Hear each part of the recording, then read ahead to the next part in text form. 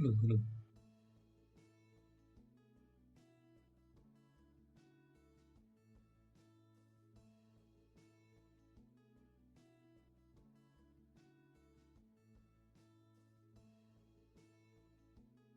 Hello, hello. Anyone can hear me?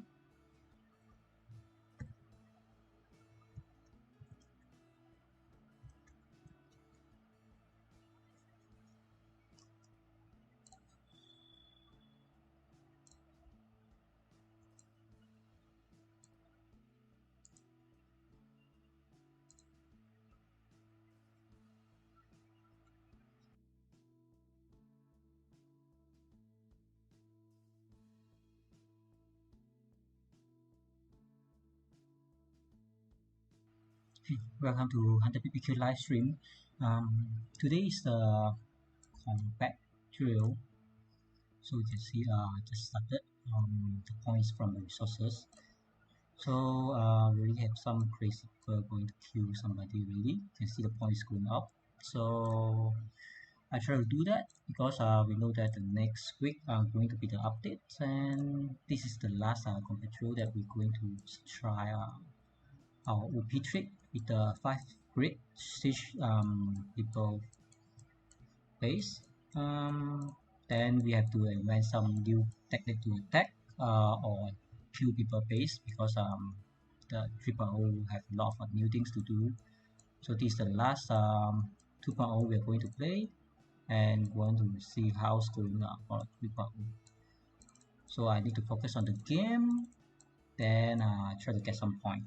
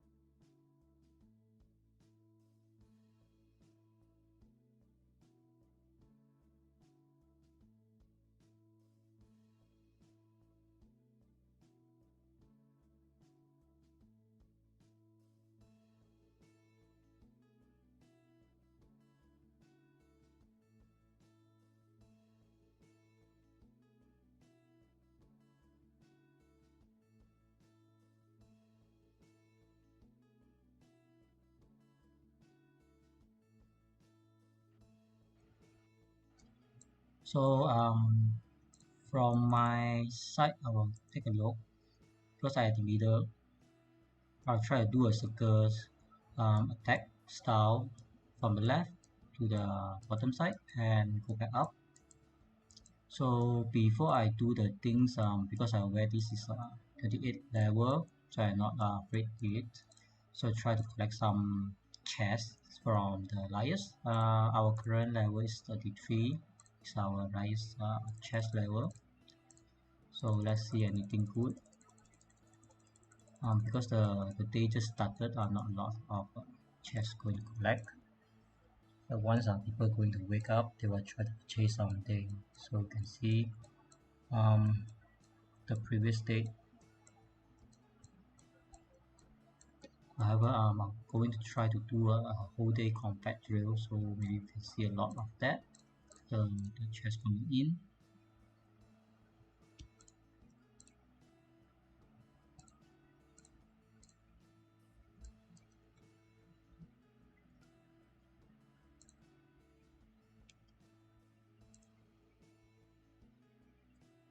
Okay, from the question, this is the new face design. So anyone with 25 or 30 millions, you have to careful whether they have 5 great defense with the Antonia. But anyone below that, not a worry. Oh wait, I'm gonna change my officer. Okay.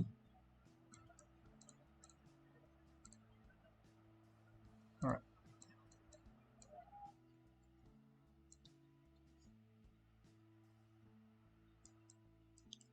So some of you might ask the question, which officer to be the first officer is better from your blue artillery.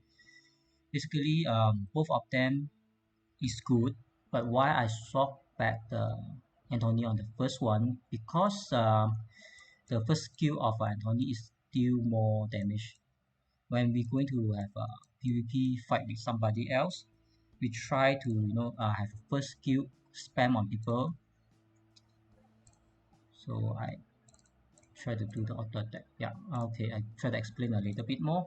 Let's try to use the first skill. Going to have a 1002 plus 25% damage deal by artillery. So if we swap that with Emperor, he just have a 1050. That's why if we going to be PvP, we're going to be get more damage by people anyone's going to use Antonia. That's the point that I want to point out. So, but the damage testing from the previous video I try to publish is not the wrong information, but things getting changed.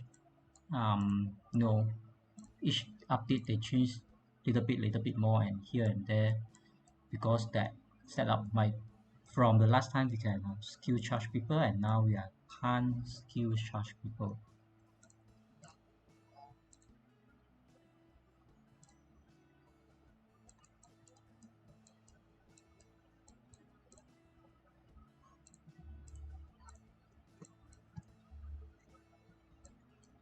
So doing a compact drill, I think everybody do that and really know it's quite a boring event.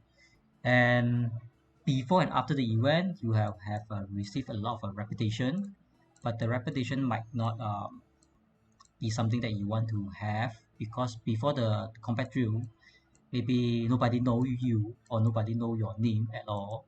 But after combat drill, you have a very high reputation. The point is that it shoots down a lot of point from people, and people just look at their report and saw your name and try to give you some message, maybe cheer up you a little bit more here and there.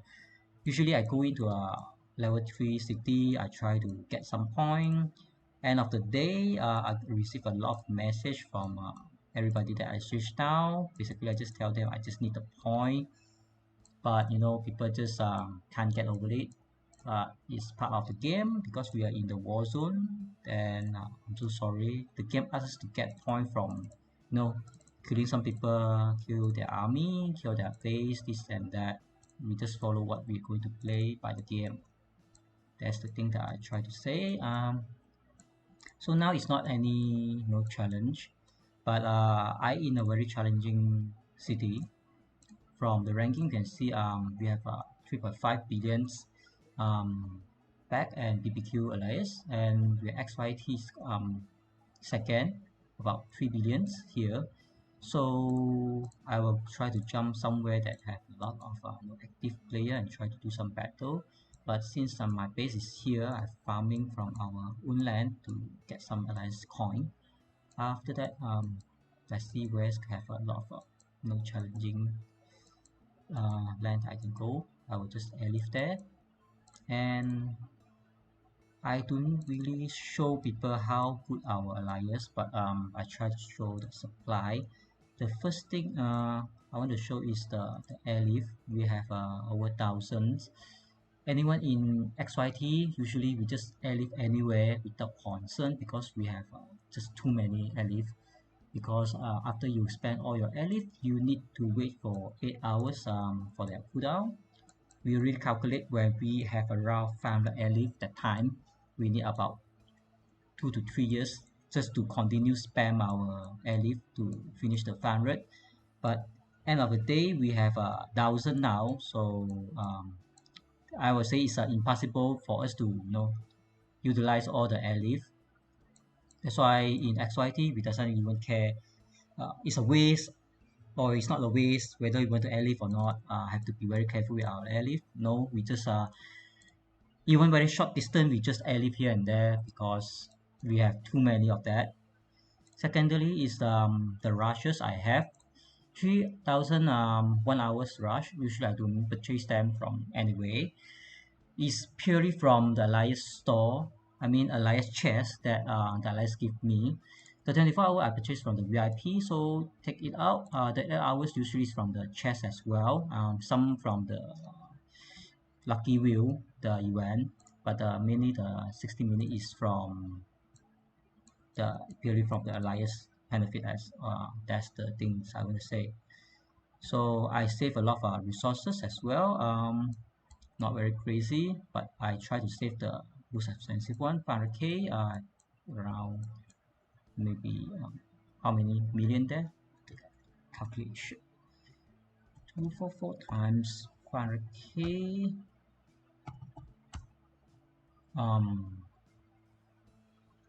about 1,000 millions I save up there. So going to prepare some resources just to go to the 3.0 and try to update something. I mean upgrade something. So beside that, it's not everything going to be crazy. I'm not trying to save my statue because I try to max out my huntsman. So my huntsman is halfway there to be maxed out. The main reason I want to have a huntsman is for my rocket and pair with Antonia. Second reason is the huntsman can put on my base, so anyone try to attack my base, I will try to lock their unit. They cannot move out their unit, so I can get some free kill there. So that is what I try to do. I'm not very crazy about the two new officer because they only pair with the air force. So if you max out them, but your air force is like 40 level or 60 level, even like 120 level, is no effect at all. That skill is not full potential yet. But if you somehow have a 200 level, then you can get that potential. But however, that is what I try to plan because we still have a long way to max out. So I will try to grind them along the progress.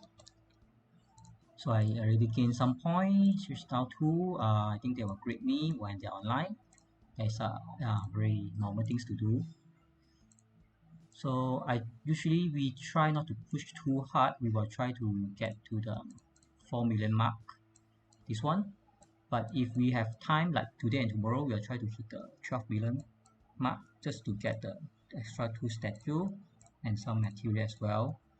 Usually nobody try to get the 30 millions. If you want to get the 30 millions point, you need to have a big wall. Usually our server doesn't have a big wall, then nobody going to feed you with their soldier, and it's very hard to do that.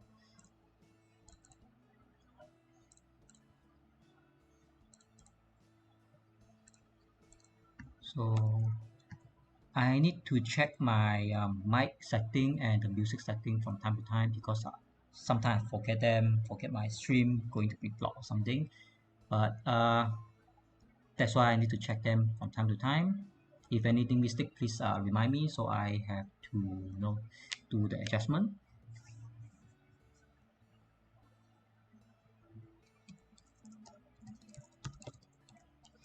I will try to check my YouTube chat from time to time, and then when the 3.0 is here, I mean the next week, I will try to do an upgrade of my live stream. I will try to use a Streamlab if everybody not knowing what is a Streamlet, that is a little bit upgrade for me maybe, but I will just use the free version because I'm not making any money through my YouTube. That's why I try to do my best, even though I help a lot not making money. But I think that is a hobby because from the first time I play this game, I have a history with this game creator company. I play most of their strategy game. From the first one I play about 2 to 3 years from the game. I start there two times. Is the Art of Conquest. When the first time I played Art of Conquest, it's a super hectic game, and I super like it. Then I try to, okay, this one is 44.2. Then I think I need to move my base here somehow to kill him. Yeah, since my base is not very far.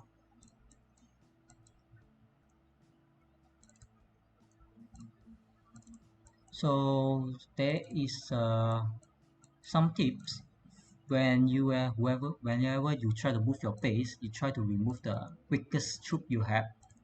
I mean the unit you try to remove because they give you buff. Secondly is the system of the Warpath is like that. Whether your troop is 200 level or 80 level or 40 level, they are also using the same reserve you have. Like this one is 100 reserve, this one 150 level. They also you know use up your 100 reserve. That's why the levels doesn't matter, but the reserve is equal to one troop you have per personnel.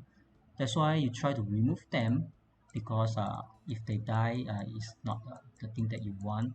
You want to have some decent troop that anybody try to hit you, you hit back to have some decent trade. That's what I try to say in the Air Force as well. If you have some weak Air Force, then you're going to waste your reserve. It's not worth. So since my base moving here, I try to go talk back the story that how did I start this game and become some kind of good in server 2. So from the time I play, actually I play this game since Art of Conquest. I play there about 3 years to 4 years maybe.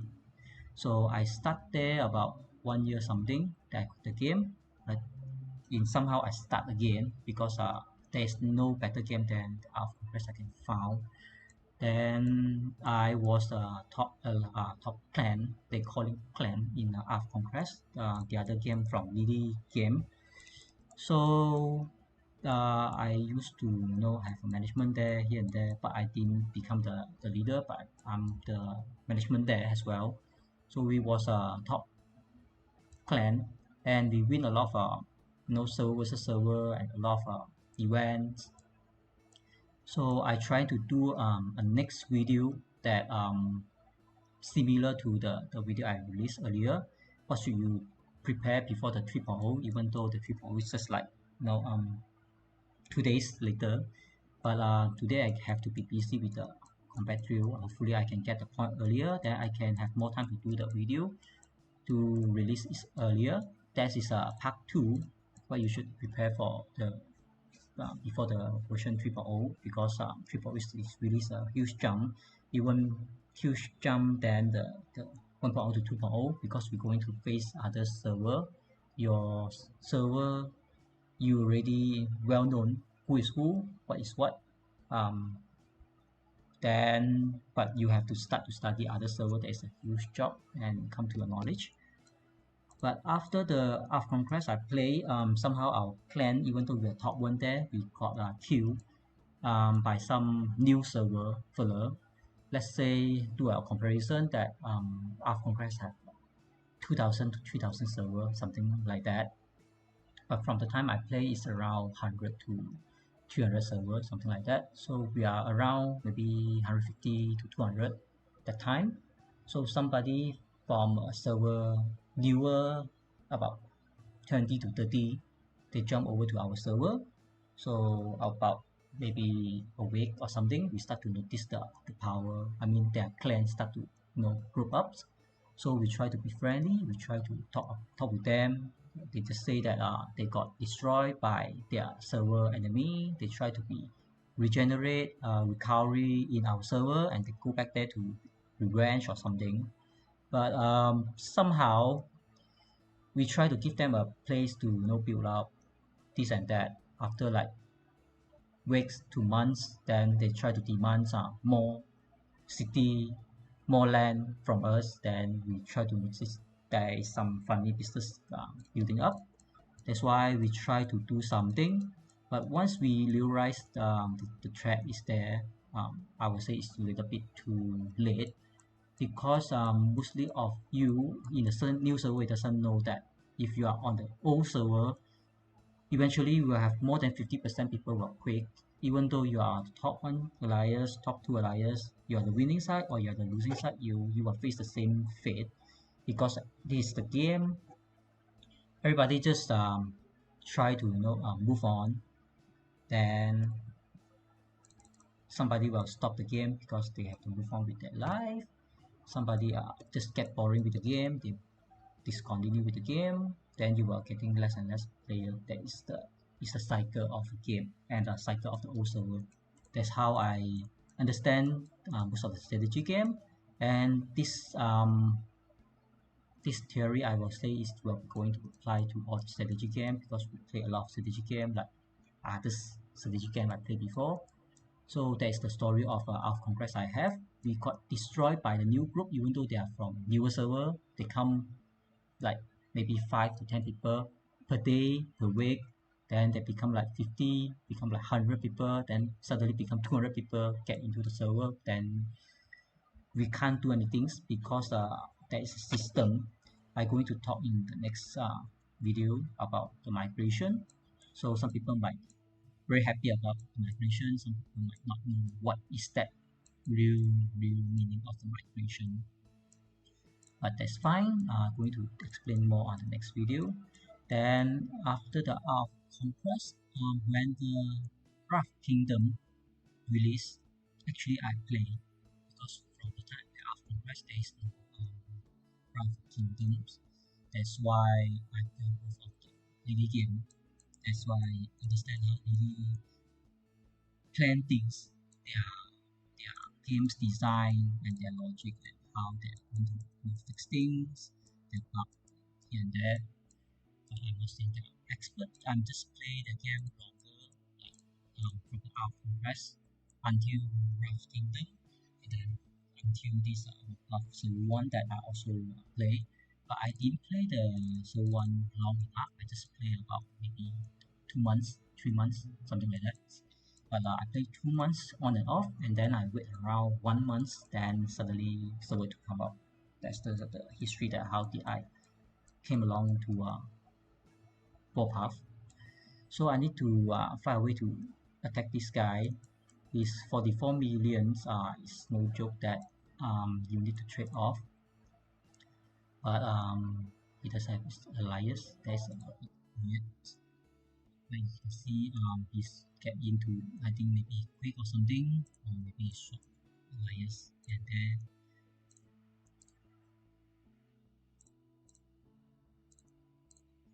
so see when somebody online they try to chase, then everybody online everybody chase. That's how the life in XYT. I try to build up my army, but without the army I can try to do some damage, because we can still charge. That is a lot harder to switch down any strong people. So face to face back to what we have to do. So let's see is this work or not.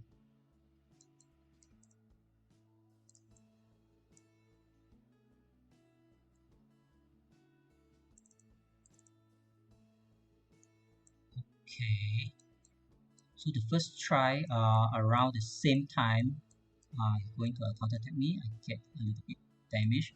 Actually face to face is about patience.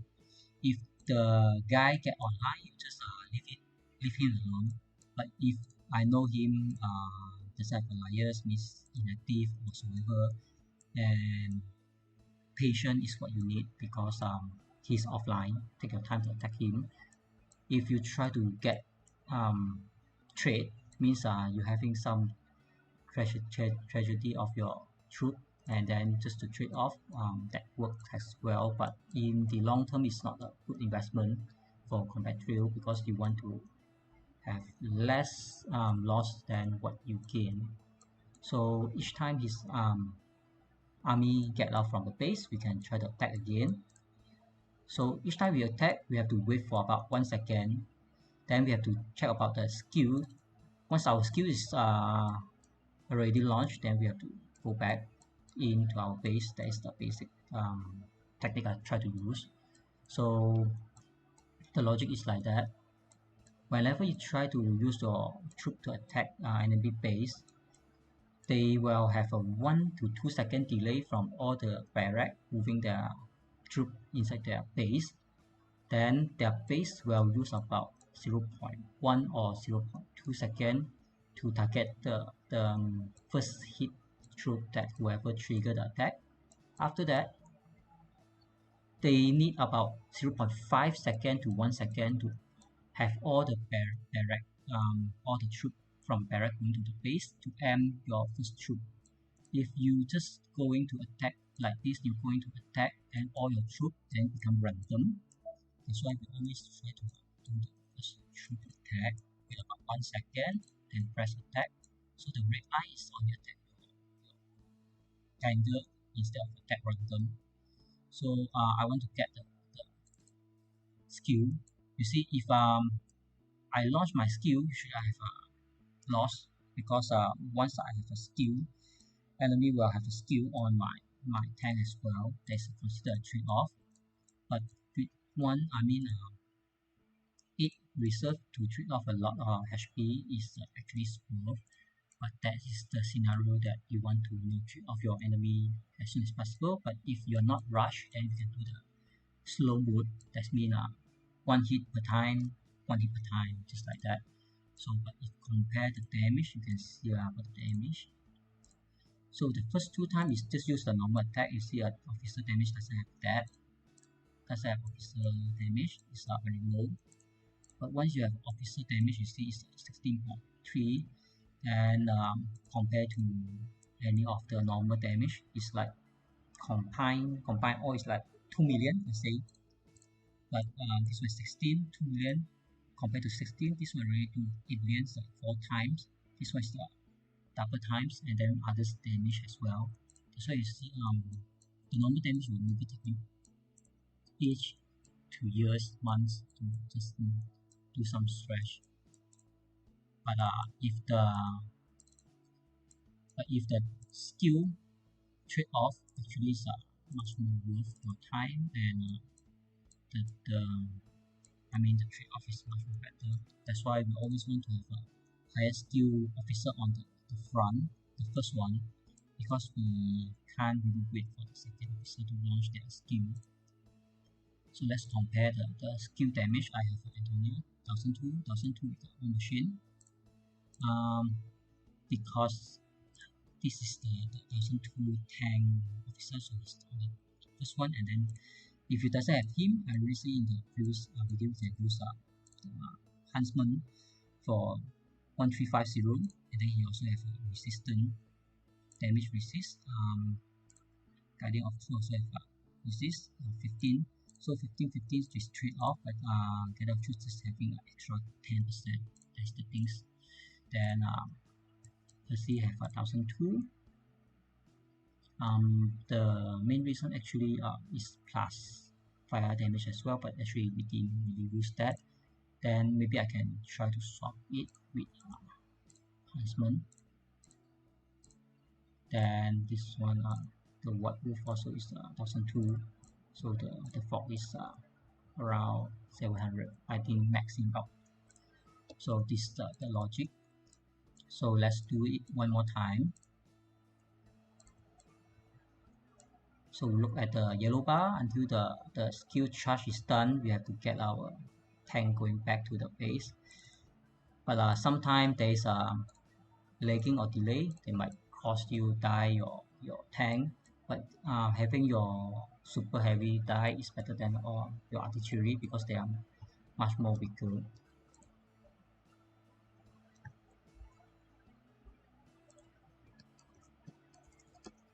Yeah, about my mic, actually I'm using a very low end hands-free. That's the problem. That's why from the previous I didn't really invest the equipment for the YouTube things, because I just do it for the hobbies. I try to help people out. Once I realize what I try to do and what I did is really helping some people, and some people really think that my advice is helping them.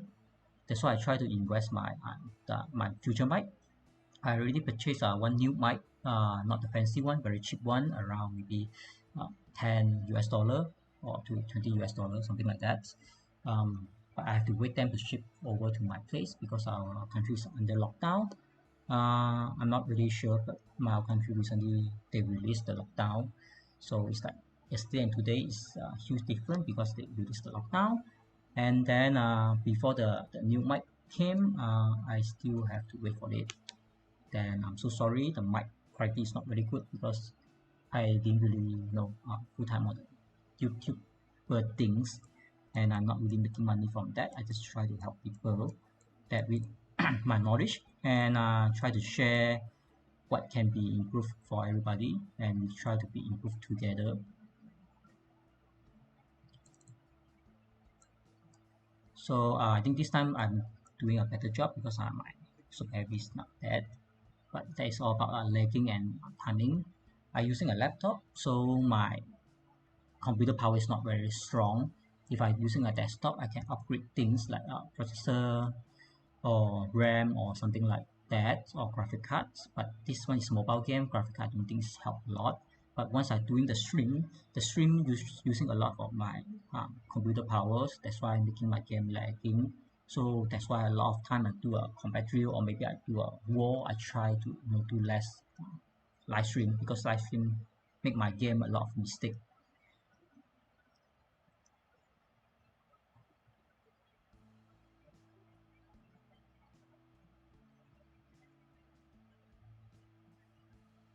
Um, there is one comment about, I think what he tried to say is about pay to win.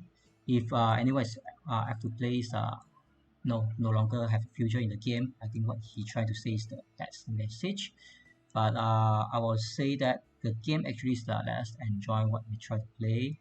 If you are not enjoy the game, you can try to find other game that you can enjoy. No one force you to play the game that you're not enjoying. That's how I try to reply in a friendly way. But of course, I was talk about the have to play and the pay to win topic on my next video as well, so people will get more understanding that whether you have a future with this game or not. And I mean, a lot of people having this doubt. Some people starting, they doesn't even aware there is a no pay to win, or just free all the way until you are max level. But is that a lot of different or not? But basically, look at my account. I invest some money to my account because everybody know that Guardian of True is not a cheap things to get. They are is from VIP store. I will just quick show that until, yeah, Guardian of True is the that I purchase him, so I get it. But this lion is accident purchase. I'm not sure. So until VIP 9, you have to purchase all the way. It's not cheap to get it. And then I have my arm deals about 200 over days. I purchased that during the summer event, but maybe there is like year-end event, New Year event, something. Then you can purchase the same thing. It's much more better than you on the renew purposes, because you renew you get nothing from there. But if you do on the event purposes, you will get the event and that as well. Then I purchased the gold as well. You see, most of the gold I purchased one time, so the double reward is gone. So I really have my account max from the start. But it's still not the max level in our server, because based on the level that I'm just at top 14 around here. And 15 million player, we have around 25th maybe, or maybe like 30 in server 2. So that is I try to explain my account a little bit here and there.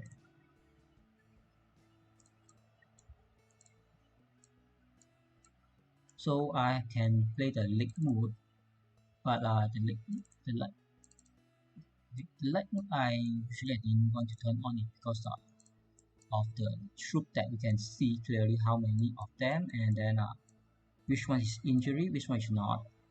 That is the information that we need to know. That's why I try not to on that, but we have to zoom much more in to see that.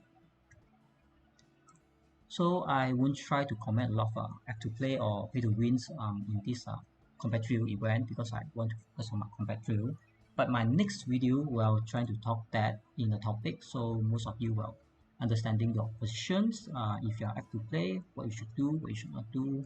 If you are pay to win, mid-size, or you are the super wealth, you want to purchase anything that you can in the game, or anything that your credit card can go through. That is another things. So I try to read about this comment. Not much comment, then I will focus on the game.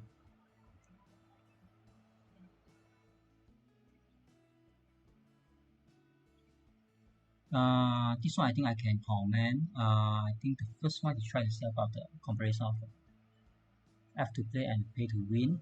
Second comment I think is about skillful player versus somebody just throw a lot of money to the game but have no skill at all. Actually, this is the game that we choose to play because, as I said, before I play the Art of Conquest, one of the things is the Art of Conquest P2P is player versus player. It's about skill. Until it's not about skill, then I quit the game. And then Rise of Kingdom, I play that, and our Rise of Kingdom is mainly that you need to pump a lot of money to maintain your level. That's why I quit that as well. But Art of Conquest, if you have your reserve in zero, you have wait about 3 days to 5 days, then you will have your reserve again, then you can fight again. You doesn't lose anything because you can grind back, you can get back the resources. That is how I choose to play this Warpath. Then to the side of the skill side, so whether you have a skill or not the skill, so I think I have a lot of video talking about this player. We call him v2.04. He's the top one player from our server 2 about from the beginning until the end. Until now, he's not no longer the top one because we have our god. The 3 god is on top one already. I think v2.04 about 90% quit the game because he lost. Then I'm not sure. But if you comparing, like I have a even lower power that time that going to fight him, I still try to maintain what I can do, I should do, and what I should not do once I against him and fight with him. But this is the war game. If you have, let's say you have one super player, like we have a 3 god. If he doesn't have a super support or covering our 3 god, we might lose in the XYT war with the back BAG. That is how v2.04 get the new title with v2.04 sit in S2. The server 2, everybody know v2.04 is v2.04 sit because every time it's shown in the war zone or shown in the battlefield, we just let him go back to sit somewhere else and watch the war. He cannot join in because that's how we're going to remove him from the battlefield. But if let's say somebody just comment that no skill needed, then this guy I think he can just come in and kill everybody without a thing, or maybe he can spend a lot more money to upgrade his account level. So that is not the case. We still need teamwork to make everything works.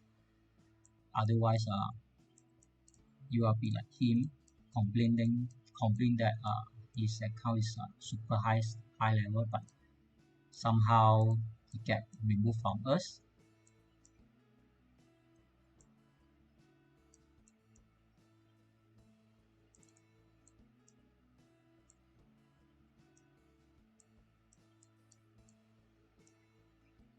So usually I try to pick off the enemy Antonio. Then I will try to do the normal switch down people, and then I see here after the artillery go down, I can put this out. So I can do the tank, this one do the ATG. Yep. So I can put this out too, just to kill everything.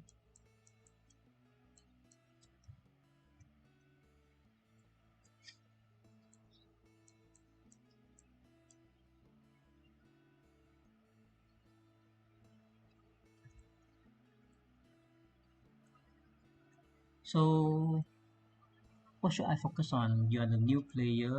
Okay. Wait for me to find for a new target first. Okay. So 27 level, I can walk there. So my base have to move somewhere else.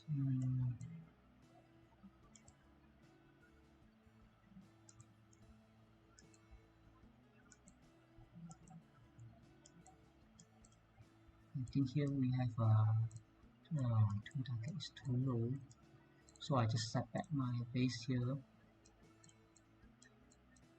Okay, since my troop is moving there, I can try to command some. So as a new player, from the start you have a lot of events. So from the events, you try not to rush because if you're in the new server, a lot of people will try to win the event. If some people is pay to win, they will win the event definitely because they have more resources to spend, more rushes to research things and upgrade the buildings. So what you try to do is try to get in the best 1 2 3 alliance you can. The best of course you try to get in some pay to win alliance or the top one alliance so you can grow with them as well. So second advice is try not to compete the event with your pay to wins member. I mean, you know who is your pay to win member, you try not to compete with them with the same events. You try to skip the event like 2 to 3 times. So once you skip 2 to 3 times, you will have enough of resources to win the upcoming event, even though it's just 1 or 2 event. Because I didn't win all the event because we are the pay to win alliance.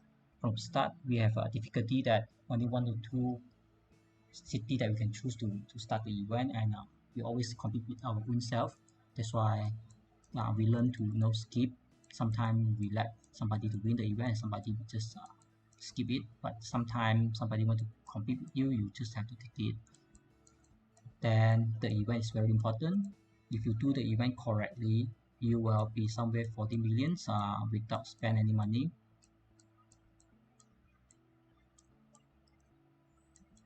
So the third one is try to be patient if you're a new player, because no one can be overnight become a super player. You still need time, and try to be helpful, because if you are weak but you are helpful, your allies will notice that you are very helpful on tasks, you are helpful on build villages, you are helpful on calling backup and help to block enemy, try to engage with enemy.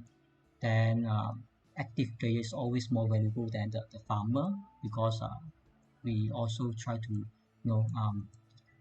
level value some of the member of us that have maybe 40 millions 50 millions power, but they are farmer. Then we will think about maybe we can swap some 30 to 40 millions. That is the true fighter, because fighter is the one that going to win the war with you. The farmer is the stay on the back and do nothing and watching you with some popcorns maybe. But of course, if they try to help you in the war, it's much more better. That's why we try to educate our high power fighter, and also we try to teach our low power member how to be more efficient to fight and support the war zone. Then everybody can find their place and their position to support the war.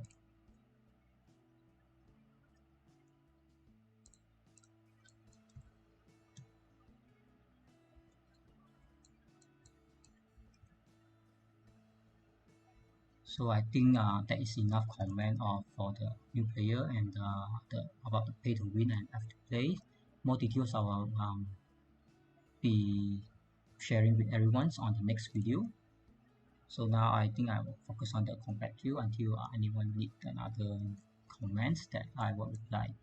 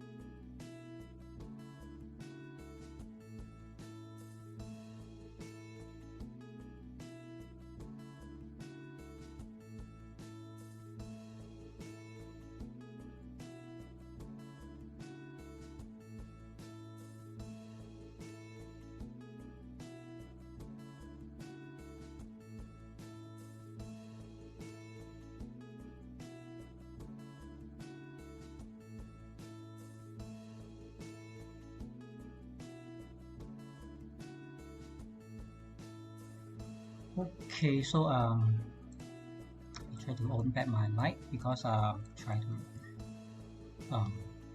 switch down this flower.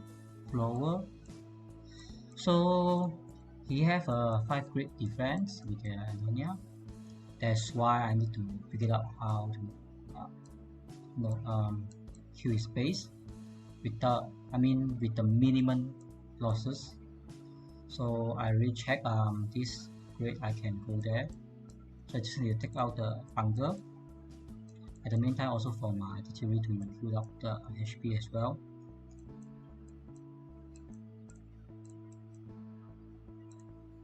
So basically we do not need to collect the supply there, just move over.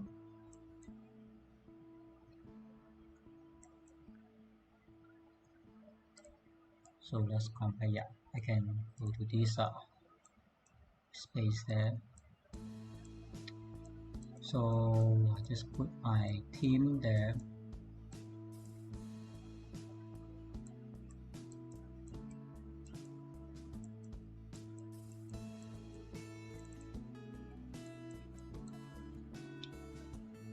So you can see the distance is super far. What we want to do is that skill spam and trade off our square V. Hopefully that we can get it done, but it's still a lot of losses to do that.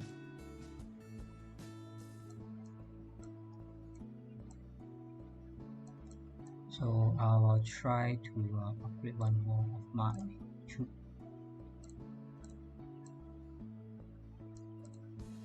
Max out the.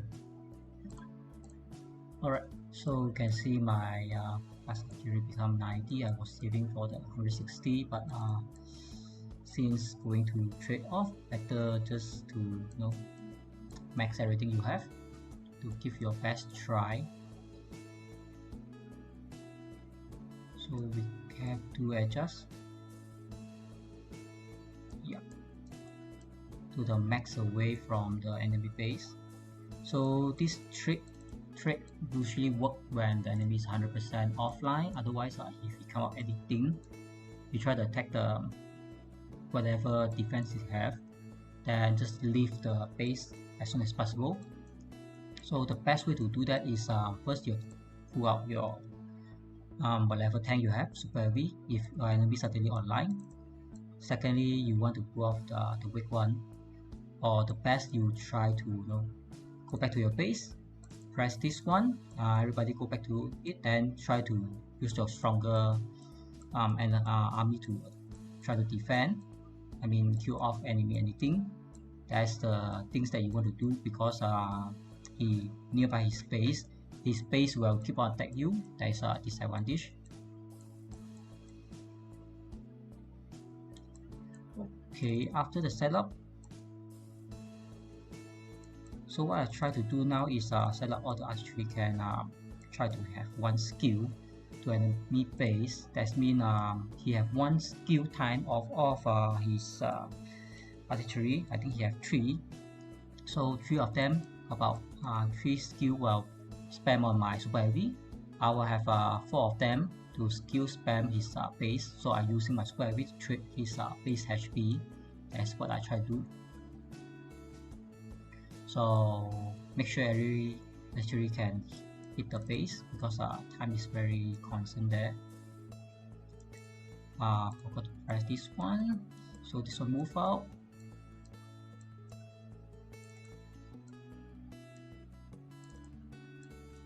So I think the first time I do not quite a good job, because I have a little bit panic. That's why my skill doesn't spam. But it's okay. I only lost 1 super heavy there, do a very little damage. So if you check the damage, is this way, not the one that I want to look at it. That is one roller, around 2 million damage. So compared to any others, it's like 16 million about that. So I have to do the setup again. but I have to wait for my super heavy to heal up. So when we try to do something like this, we have to super focus, because usually the highest level people, they will get a notification. After they get the notification, they will try to online. Once they're online, then they will try to defend. That's why we have to be very notice what happening on the battlefield, and try to be reaction fast.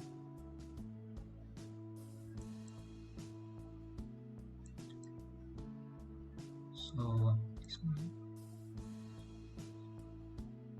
this one here, yeah. In this setting is much more better, so I can move my super heavy around here, then take 1-2 shot, then I move out. Okay, let's do it.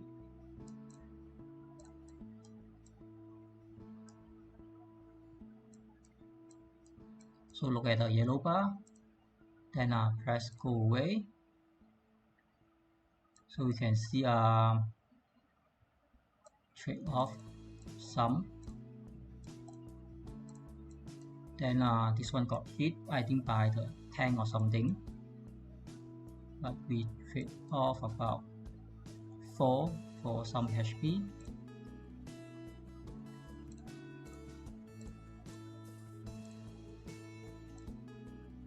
Not this one, but for this one, yeah, about 36 losses of reserve. Then have about very low skill spam, because only 1 officer, not 2 officer. So maybe I can try to wait for 2 officer skill to pull it out, since my super heavy really dead. I think that way is much more efficient. So wait for the second round. I think about 5 trip will get it done. 5 to 6 trip maybe.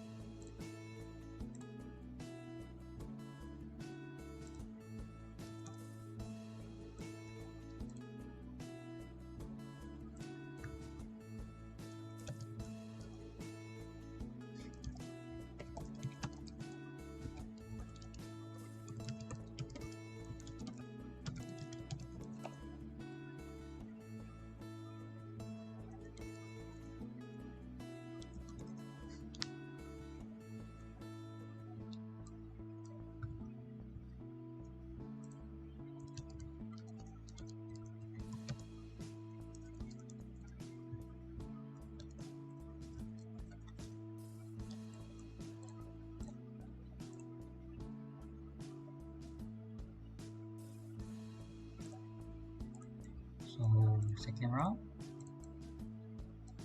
usually move, you want to try to auto attack, because sometimes you're moving, then somebody using their medium or light tank to attack you, then your troop just die like that. It's not worth, because using go or auto attack is the same result that your troop will move to the place that you want to go. But with auto attack, anybody try to attack your troop, they will try to counter attack.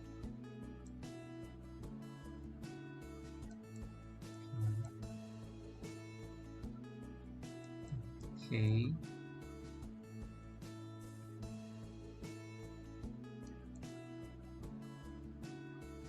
Right, I think this setting is done. So attack, wait for 1 second, press everyone attack, wait for 2 skill spam, this one track back.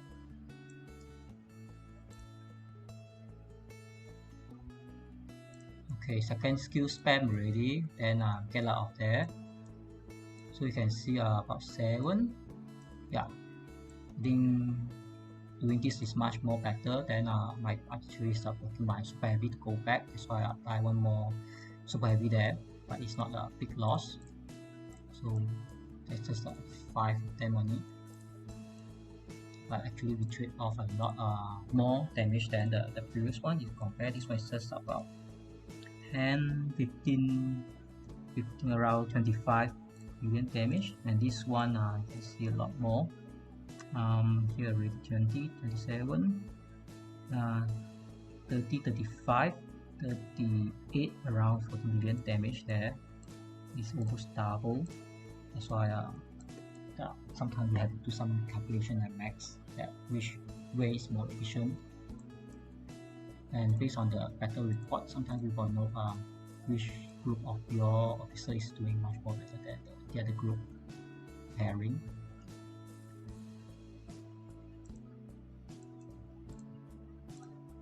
So you can see that maybe I can do alright, so I think I can swap this one because break values are very low. I can swap to huntsman, and this one can put on. Let's see, break value. Yeah, I just too focus on my first setup. I didn't look at my second setup, so now I think this one is much more better. So we will compare the damage on these two rounds. On the second set, 4 million, and then the other one is 7.5.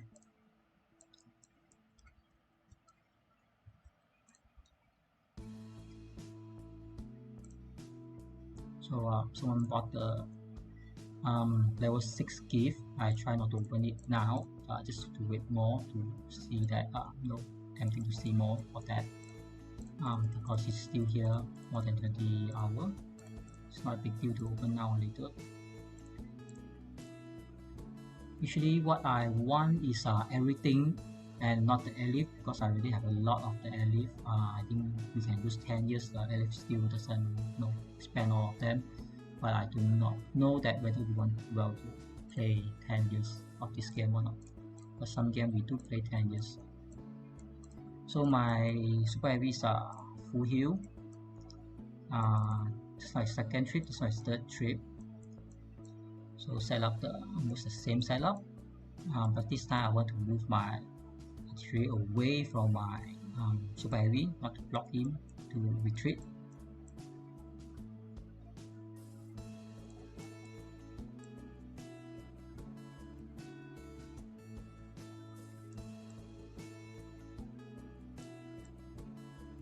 Okay.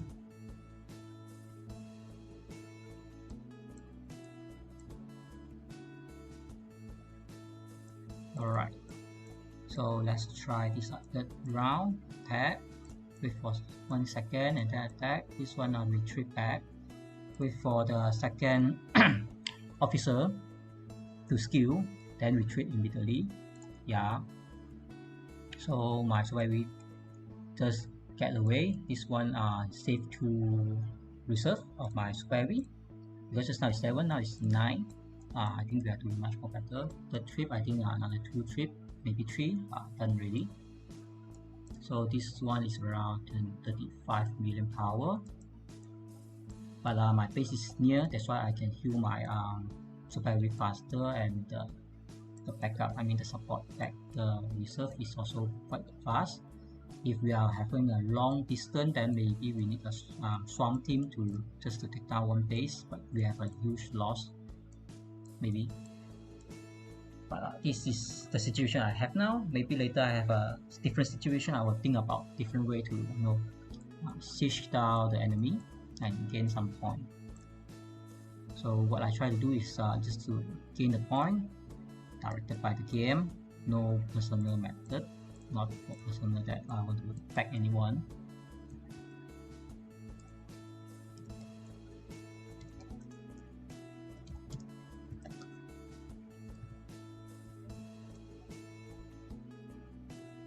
So that's why sometimes you have to be patient, because you need to know what you want to do. After you know what you want to do, then you just give some time to make it work. Sometimes you will fail 1 or 2 times, but after you have a great training, then you know what is the better way, than the other way might not work.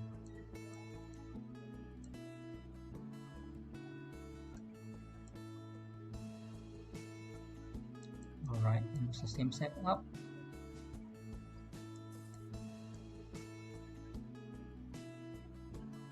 Yep. So that all the the food. Wait about 1 second. Attack. It's fail. When you see the red line on your artillery, you have to retreat immediately. There's the things that not good. Then all my artilleries are blocking all of them. That's why this is the fail one. That's why once you attack, you have to wait for the 1 second. The 1 second is very important.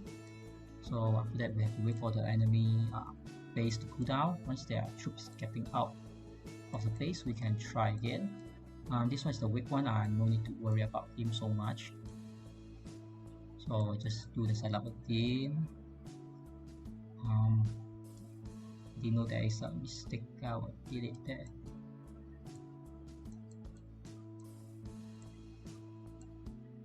Maybe just get away more. Yep.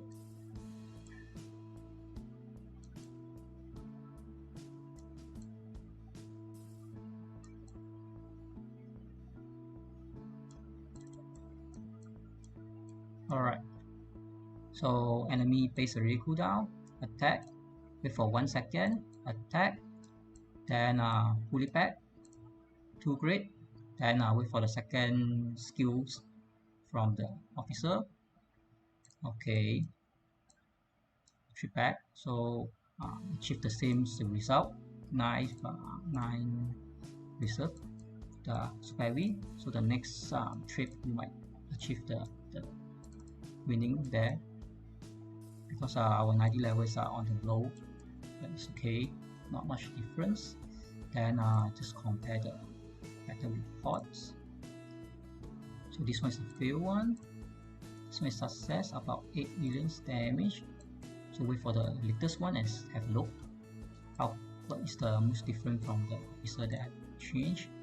So it's not much difference, about the same from the huntsman and the Mary. So I will try to swap again to okay, I will try to swap, let's say Percy first, and then War Machine,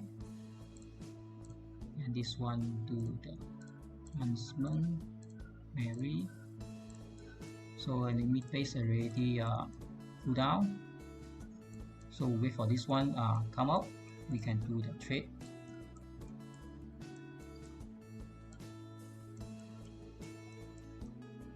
Both of them on top, the other one on bottom, not to block the super heavy to trade.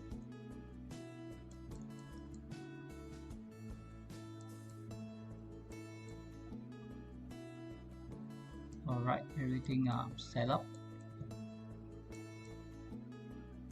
Attack, wait for 1 second. Attack, no, fail.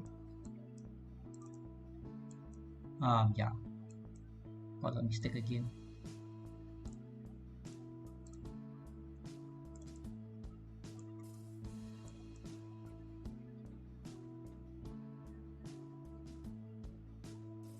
That's why sometimes without patience you have a lot of mistake, but I can take that because I have a full reserve, because we just have war. But I think I need more training just to avoid mistake again over and over again. Okay.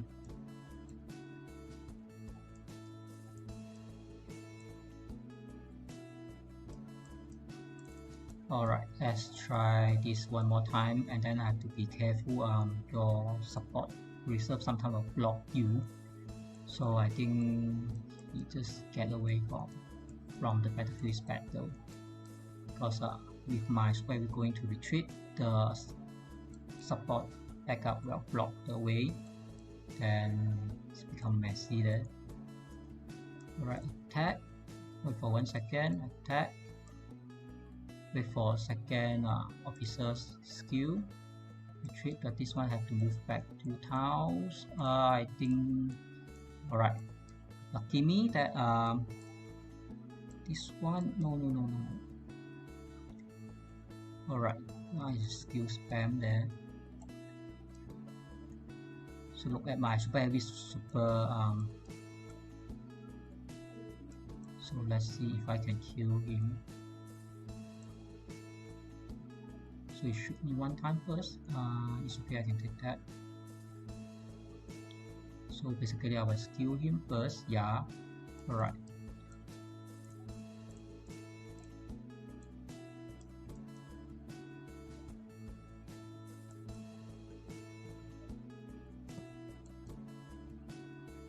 So I'll do a quick count how many troops that I have dead, lost for this trade.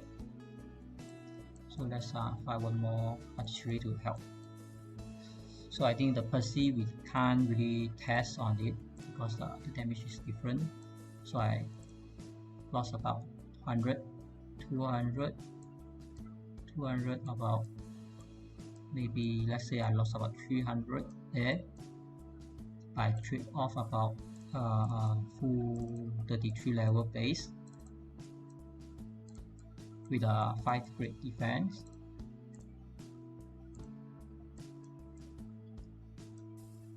So I already know what I want to do because bottom doesn't have any enemy base. Try to move up. So all the targets on the top. I try to locate my base somewhere here, so I can do 3 of them, and then this one as well. So try to move them, auto attack here, and then put my base somewhere here. Yeah. Okay.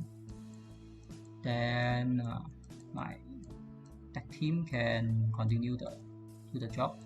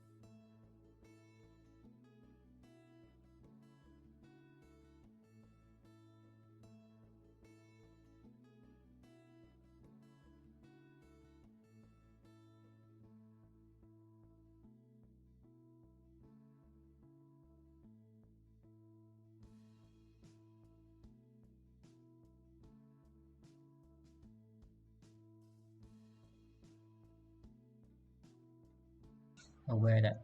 Okay, so back to the game. Sorry for the block just now. I didn't aware because I was focused on the game. But okay.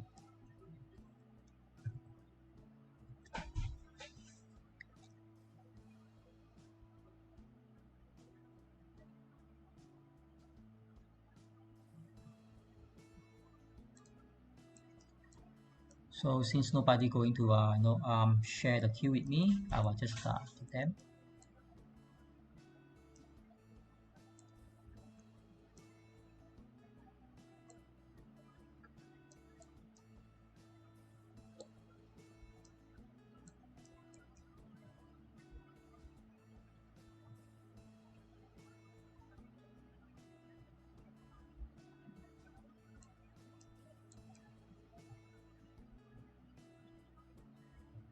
All right, so I did my job to clear a path, but these guys try to be funny, and then they try to put their base front just to block our backup, but that is not the problem at the moment.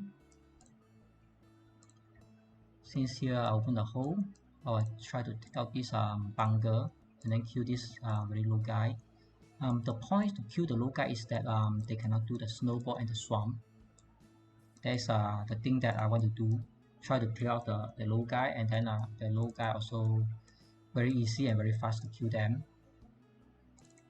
Then they left the high level. We will try to pick them one by one with our team together. If you try to take the highest level guy first, you will be feel the heavy and some burden maybe. Okay, somehow it's too far away. Yep. Okay.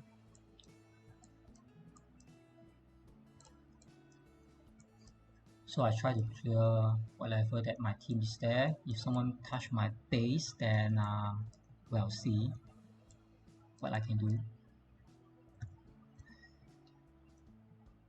Because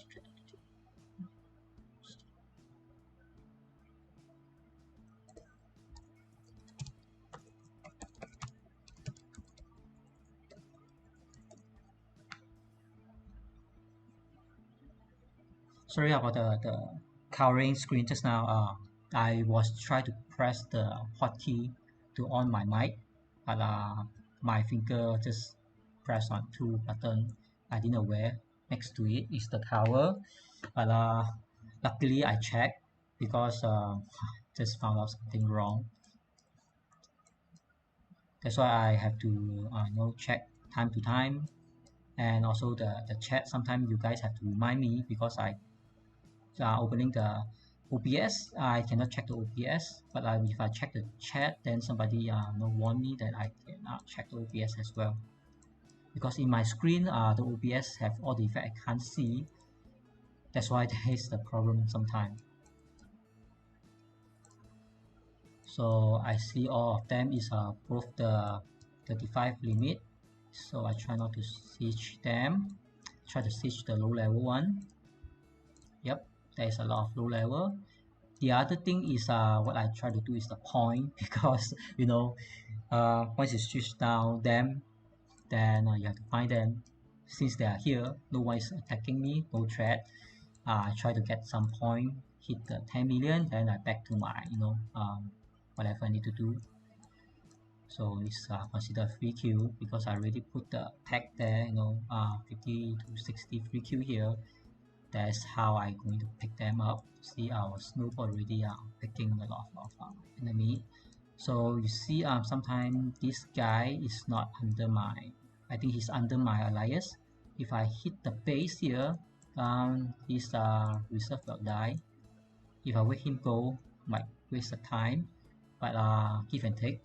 That's why you have to decide what you have to do when you have a teammate. You try to cover them, or do some selfish action. So alright, sometimes there's bug. So the teammates already gone. This guy somehow can attack me. Yep, just double confirm he have yeah, this why I want to hit the 38 billion. That's so funny. Alright, this guy usually I want to hit. Yeah, that's why sometimes you have to be very careful. Once you want to siege anyone, you see the red line, you have to pull out very quick, because just now so Jaywalker try to pick up this 40 millions, but that is not going to work, because no, it's very hard to siege anybody with that. Just a few troops you have, but if you have 4 to 5 group, you can do that. So I try to recruit again. Let's see if I can get that or not.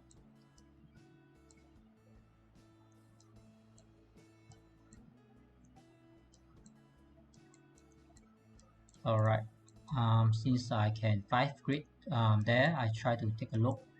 Yeah, our team already clear up the one on the front side, try to be you know, some blocker, and our team will clear him, so I can train back my backup. That's how the teamwork works.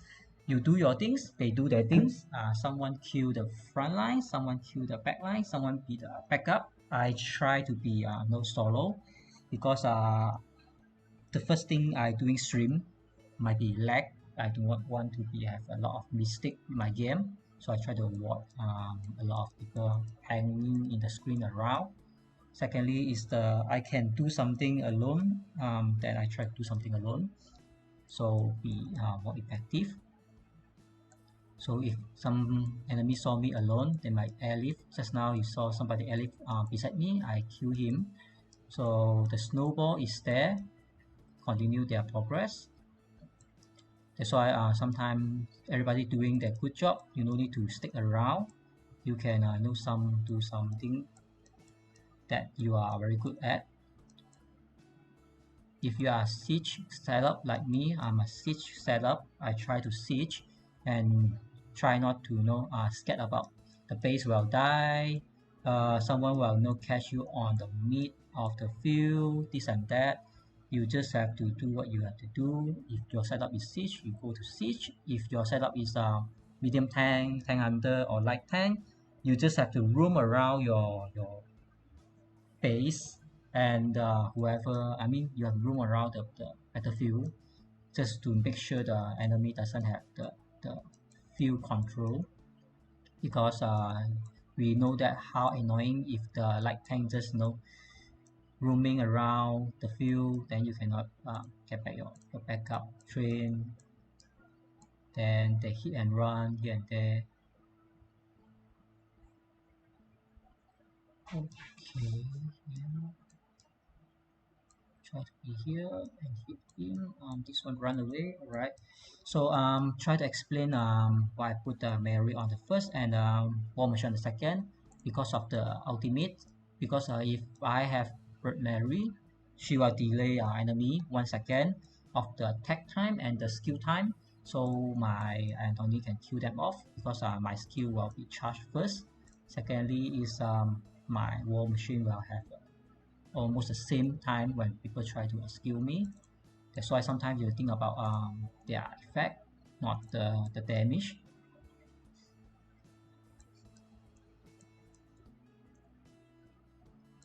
So I think we are doing very well on this wall, because I think enemies is offline. See my game start to be lagging, and I think enemies try to draw us away from some battle soon we have, and this one opening on 1 hour, and we have to defend.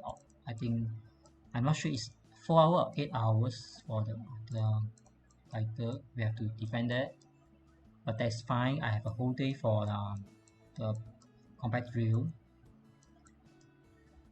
and since the enemy is here, they come to beat us the point. Of course, I will take that. I think this teammate try to get some point. I'll pick some enemy and then let him take some point, because they do not have a lot of building point. Maybe I will just try to use my super heavy to tank for him, so he can take some point. Yeah, So I have to monitor my square wave. If going too low, I have to draw away. Yep. So you can pick some point. That's called sharing. Yep. It's always no harm to share. So someone in your alliance well aware that what you try to did for them. Create some happy family together.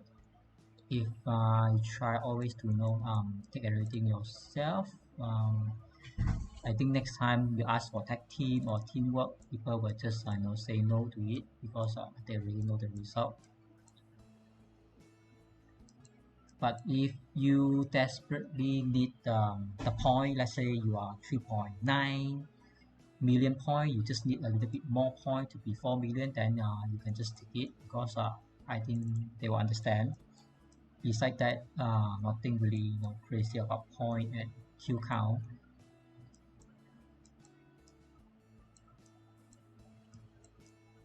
So this guy have RT3 because he's on the low. I think I can treat that off, but I need to reset his base because I saw is the red one. If he's on the bunker, you can't see that, but since you are already aware he's very low, so I can take his attack on his Antoinette.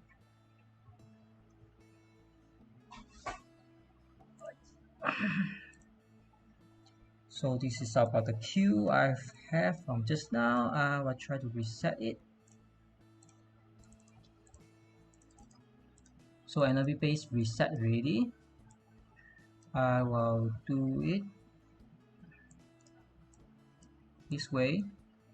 Hit, wait about 1 second, run, then hit. So my square will take all the damage, but it's no feeling because it's a red. I think it's below 10. So treat them off. Supposed to be okay. But my square will still die. But that is considered a trade for square wave for the base. It's a 32 level base. I think it's maxed out. Will have somewhere around 32 million or maybe 33 million power. So you see that it's still okay for me. It's already half. I still not die a lot of square wave. Sorry, I should move around my square wave not to have a pack for people to shoot. Just now it's a big mistake because the side will take less damage. I forgot about that because I always do the vibrate. I didn't really move them around because the base damage from the base doesn't affect whether you are front or the side. But if army, I mean the troop attacking, they will have that kind of effect. So you check which one is our enemy. Yeah, this one. So just have to take that. So this guy somehow tank all the damage for me. So if enemy is attacking you, you do not need to aim because your troop will automatically aim for you. So this guy can airlift here, means it's enemy. So just kill him. So he doesn't know that I already full charge. So what you have to do is block his base to the point. Yeah. So try to block him. When his base cannot be point, then he's dead. Even though his base is deployed already, I can pick him up easily because he have no troop, so he's considered suicide just in front of my face. So since this is my teammate, I can ready the automatic attack button just to pick up everything. Yep, I think I pick up everything. Yeah, this general R is removed from my screen already. Then I think a lot of my troop is very low HP. So I will do the siege basically because I do not think I need the urgency to for them to heal back the HP. So yep, let's kill it because war have a lot of things will be changes if sometime delay this and that. everything is by time. The most fastest you remove enemy from the battlefield, the more advantage you will gain.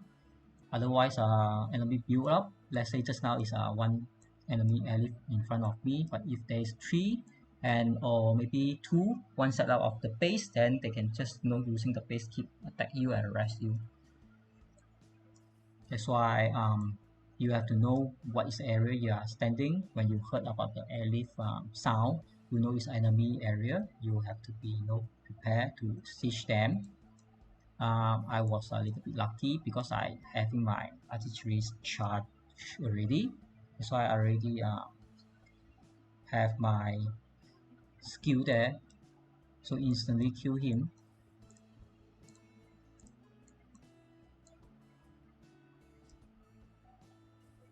So I try to move around my super heavy. I'm not sure why just now that one going to suicide. It's a little bit funny, but one or two mistake is fine as long as you are not going to lose the war.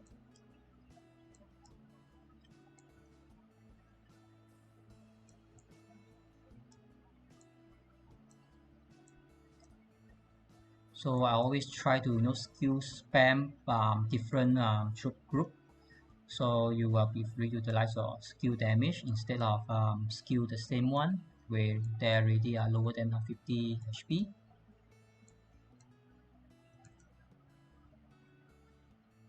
So I think that guy just not airlift to me, he will airlift again, but because of he just wiped out all his army. I think he need another 10 to 15 minutes to come back.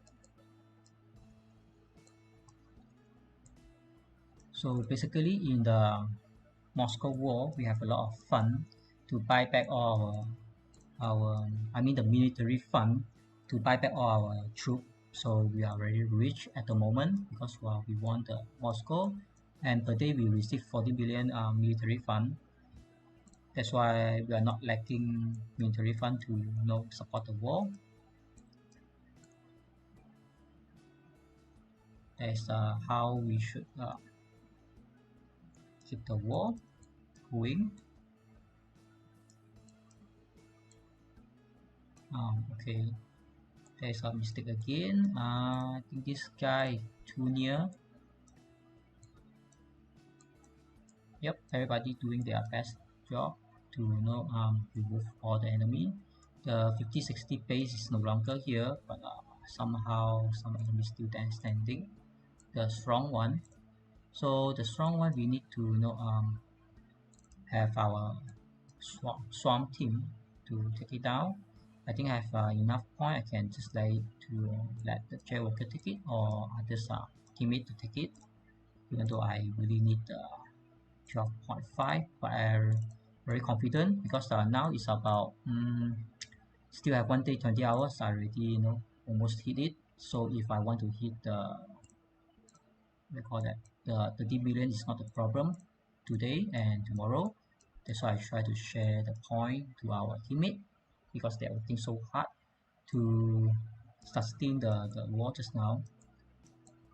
So basically I think we are a little bit overkill in this Manchester city, but the shield going down on the 1 and 36 hour, maybe that time if there is no war I can take a rest now. So if I'm going to take a rest, I will just try to support any snowball to take out the giant enemy. So maybe I just follow them around. Yep, I just thinking follow them around, do some support and not going to steal the troop kill from them. Try to be doing the nice guy. And I still not back to the R4. That means our leader is still sleeping, not doing his job. So I still on the R1, I think. Yep, I on the R1, and Jaywalker also on the R1.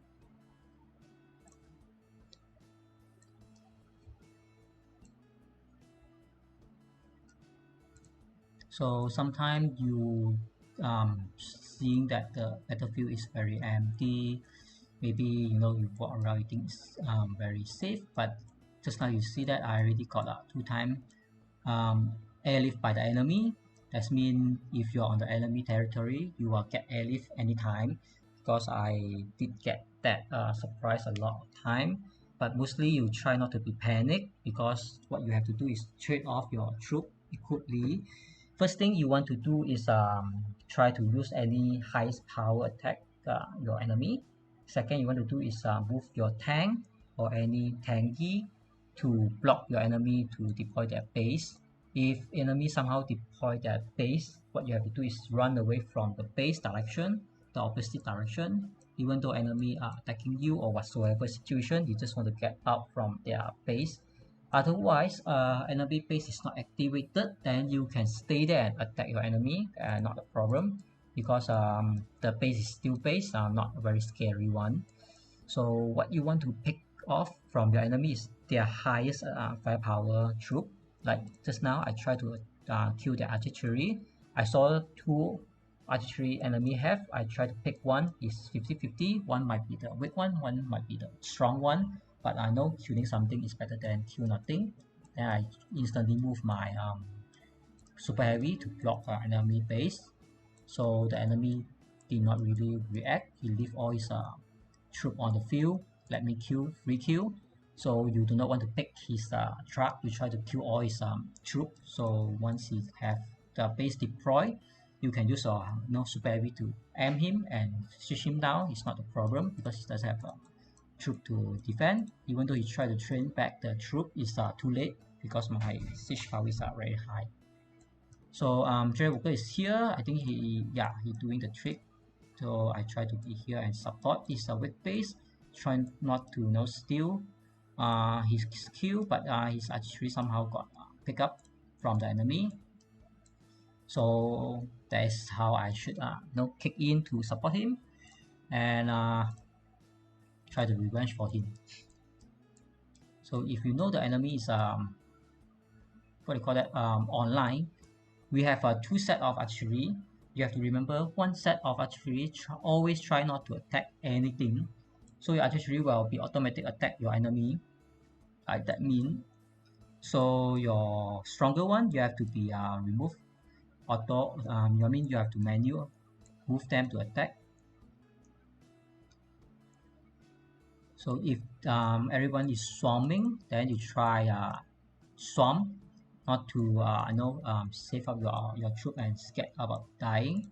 But if you are a tank user, you can just avoid that. You should move out your tank, not to block any siege teammate to do their job, because our tank deal damage to the base is super low. I delete some of the, if you compare, artillery do a lot, when I super heavy just do like maybe 3 to 5% compared to artillery, or maybe lower. That's why your artillery is like 50 times or 80 times better than whatever tank you have. Even though you have a medium tank or tank under or light tank, their damage is always super low compared to the artillery we have. So everybody is here. I think they want to do a swarm. I see this area is overcrowded. That's why I need to move to an open air to do my 5 grade. So sometimes some teammate like this one, I think he's not sure it's a 5 grade. I think he's 5 grade. So some of them might not know that it's a 5 grade limit. That's why you have to be very careful. So he tried to do the swarm, because he tried to stay there. If he pull back, then it's to the 5 grade. If someone try to do the swarm, you should support your team, because the whole team is here already. If not, then the teammate will not try to do the same trade the next time. We should do the teamwork. When he tried to swarm, we also try to swarm. I should not steal that point, because that is their hard working to gain the point for the combat drill. So I just do my part, take down the enemy base, let them take the point, whoever got it, they got it. So this is not a super very challenging war, because I think I came late. Some of our teammate, their base already burned out. That means this is the offline time for our enemy. That's why we able to do more damage. But the fun of the war game is that whoever can stay longer hours in the game can be the winner. But sometimes you can push back when your whole alliance have the activity. Their activated time. Their activity time, or their what do you call that? Their peak hour. So you can do a counter attack, but their base is very low HP. Now you see their base is 100 HP. It's a full one, but because of their mistake, just to leave it openly. And even though this guy is here, if I can put my base here, I can do the base B2B just to pick him up. With this guy, 34 million, I think he can pick him up one by one. But since we're already here, we can do the swarm. I think I can pick up this one, so everybody will follow. I will do my part. You see that the teammate try to follow up, because the Jaywalker take the previous one. I take this one. Supposed to be fair, and we are the 50 million power players. That's why we should take some burden from the low level one. So my super arrow is trade off, but my artillery is still there. My target is down. That's the ultimate goal you want to do. That's why sometimes you have to be pay attention what your team doing and what you should do. Not everybody looking around and not knowing who going to hit first, and because you want to be scared about your troop die and try to be selfish, it's not the correct way to play. So Chan, I think he do this guy is online. It's very difficult to kill him, but sometimes someone online is advantage to you, but his artillery is dead. I think he really need a backup, but my team is too far away, 50 kilometers, so I need some time to go there and back up him. But he's a very good fighter.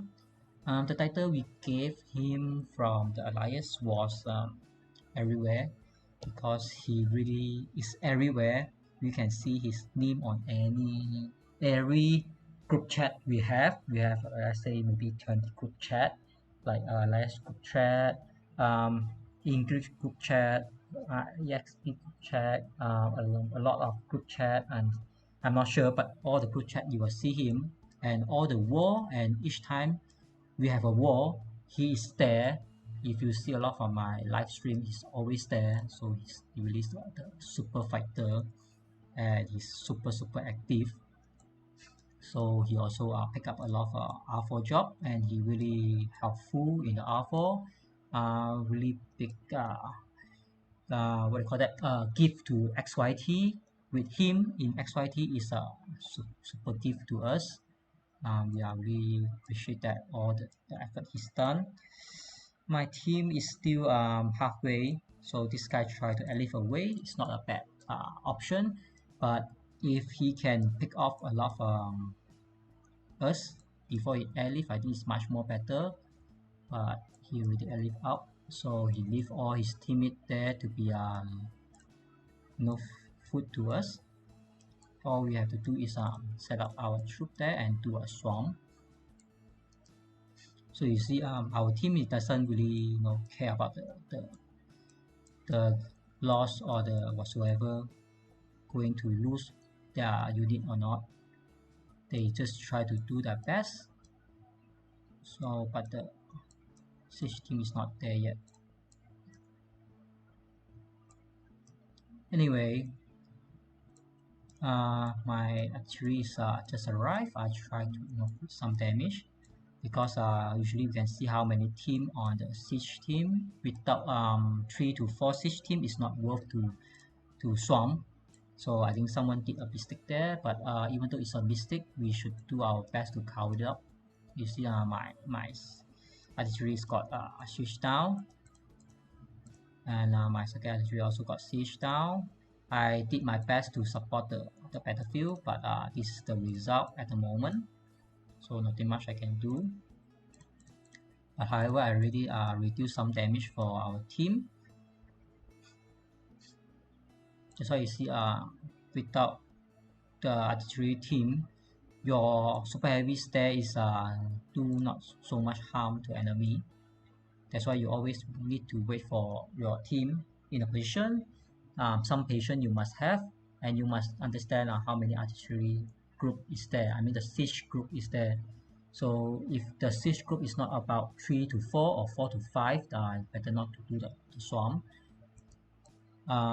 Because 1 to 2 is usually not enough. That's the thing. And then you have to understand siege team and the battlefield, the tank team is totally different. The tank is support the battlefield. They are not going to help you siege the enemy base because that tank almost still no damage. So since my troop is dead and enemy is gone, I try to take a rest. This guy try to heal back. I think he's low. Wait for my team get back. I will try to support it. So the 50-60 enemy base is gone. That's why we got a lot of points. I also jump up from 4 million to 7 million. Just get the point from here. So we also have all others getting. You can see everyone getting the point from which city. So we will understand how they working on their the target or not. So some of our members working on the random people, some of our members working on enemy because we are in the same city, Manchester. That's why we understand the point you will gain is usually the enemy given us, because nobody going to stay on the level 2 city and siege a lot of low level base. That take you days to accumulate the point. But if there is a high level base for you to siege down and a high level troop to kill, you will gain more points based on the base HP. You have a lot to kill, and then enemy troop is usually the max level, the 10, 11 or the 12. If someone attack you, you will gain additional, but usually nobody want to touch my base. That's mostly the situation. So mining is very simple things. If you're on the war zone, usually don't have your own allies land to mine, but it's okay.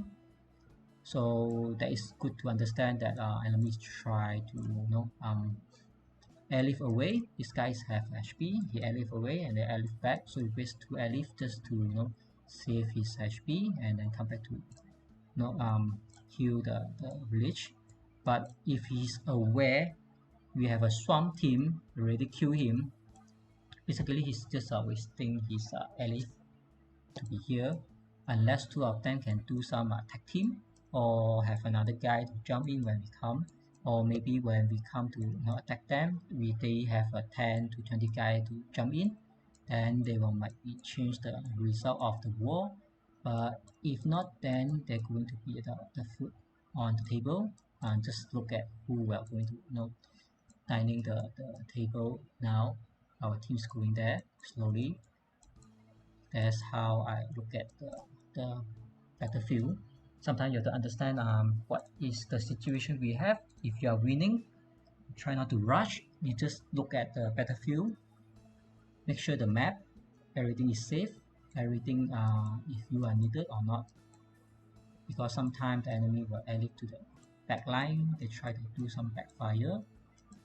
And you must know what you should do when you are on the battlefield, because not everybody know. Everybody just when everybody attack, they just attack. They doesn't even understand their setup. Then sometimes your tank might blocking the siege team to do their things. Sometimes the siege team is waiting for other siege team coming to siege together, but you just try to activate the enemy base to break the line, the work that people try to work on it. That's why sometimes we have to educate our team. That's how I try to do solo, because I fully understand what I want to do. Sometimes I not understand what others want to do. I try to do the support. That's why I try to stay far away from the enemy base, because if they do a mistake, I won't pay the mistake with my troop. But the more you play, the more you will learn.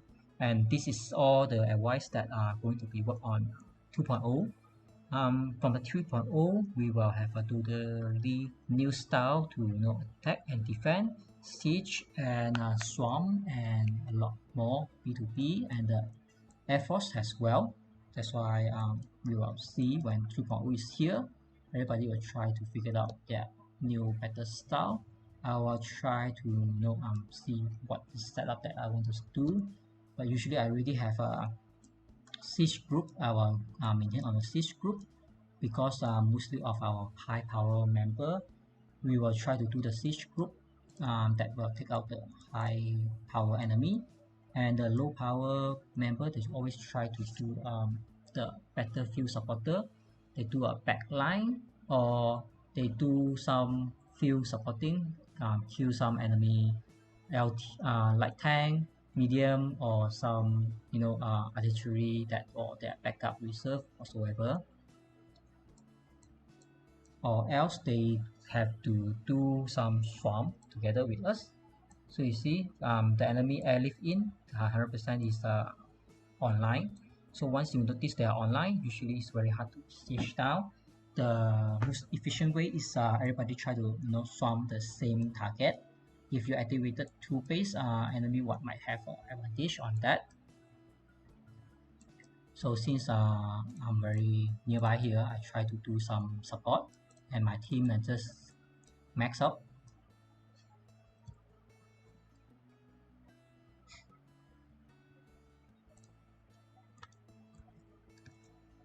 So the ultimate goal to kill an online player is what is first, they usually try to use the artillery to come out, go in, come out, go in. If you can kill off the artillery, you can pick off their base, no problem. Secondary, you want to do is the swarm, because once you swarm, the enemy only have to do the things is they try to pull out they try to pull out their troop, so their troop will swap the target. That's the thing. So you want to kill them when they are going out and in,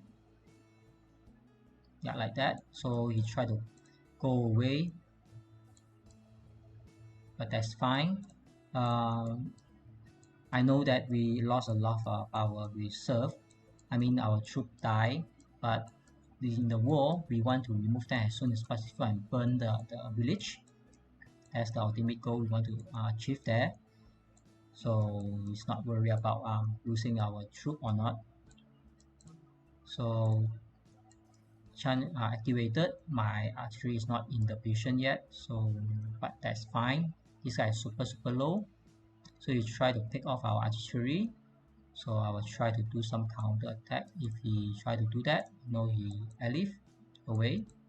So somehow we got a bug, so you can see the line where his new base at. But usually it's nothing much to do, because I won't airlift there just to pick off his base. But this guy is super near, so you can pick off the I think General R is offline, and this guy that is none of my business, because I won't going to waste my airlift to do one base pick off. If I pick off that enemy on the far away, then what next? Yeah, so that's why I have to crawl my base back to the middle of the map, just to protect the shield. So about 1 hour or something. So I believe there is none enemy left on the battlefield. I will try to take a rest, because it's quite tired to keep on the game, and I have something else to do as well. So I will try to take a break here. Thanks everyone for watching.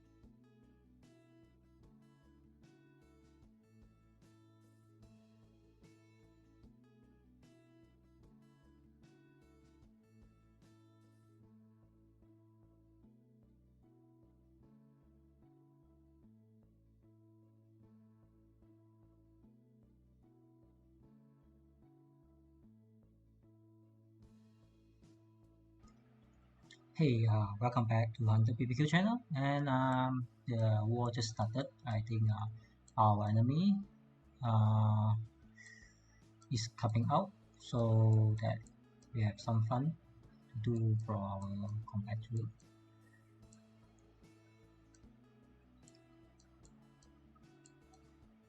So, yep, I think he won the point, so I will just let him get the point there.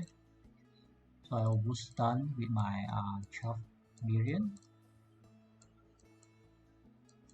Someone shoot down my reserve, so I try to solve that problem. So I try to go back to the site that near my base.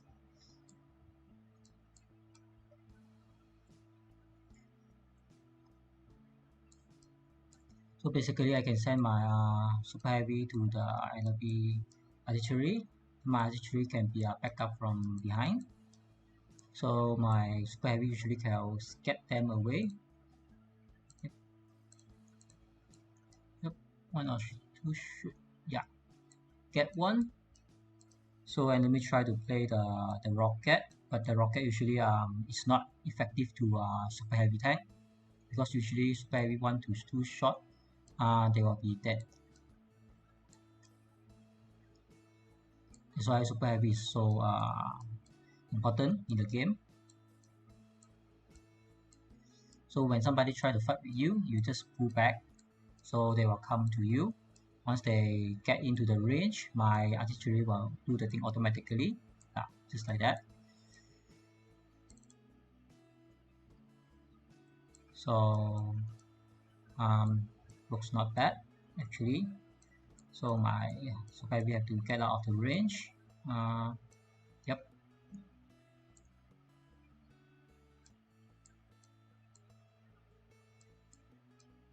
So I have a little bit lagging there, here and there.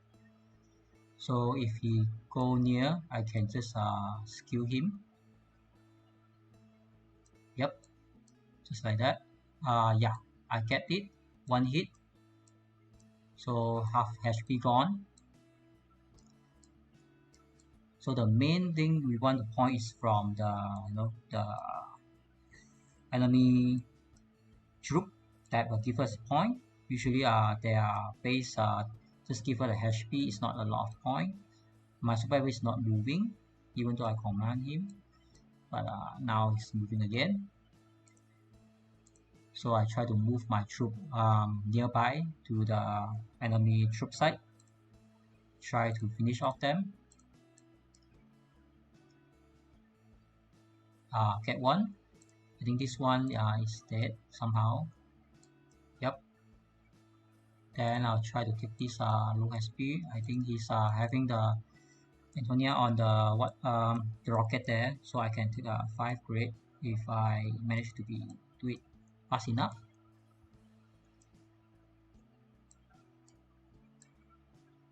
So he can't swap the officer to have a 5 grade defense. So somebody try to back up him, so I will prepare for the defending. That's why this guy can get away, but however I still get something from this guy. He just try to fit me. Yep.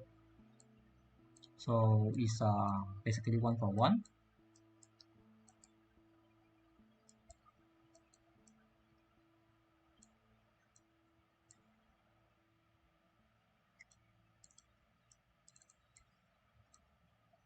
So enemy is super low, so basically clearing them is not a problem for us. However, we need the point. If all of them is active, they always relocate out. That means we can't get any point from them. That's why we try to do the auto attack.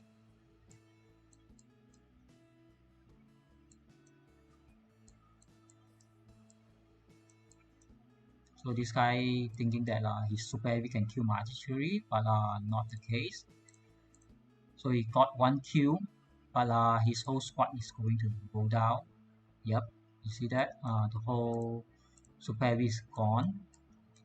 That's why he doesn't really know what he's doing actually.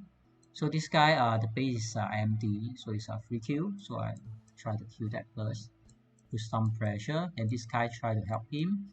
That is how I try to get some free kill.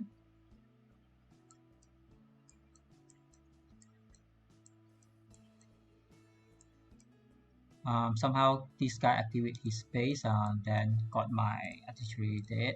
That's why sometimes it's better to be alone than someone try to do some random things.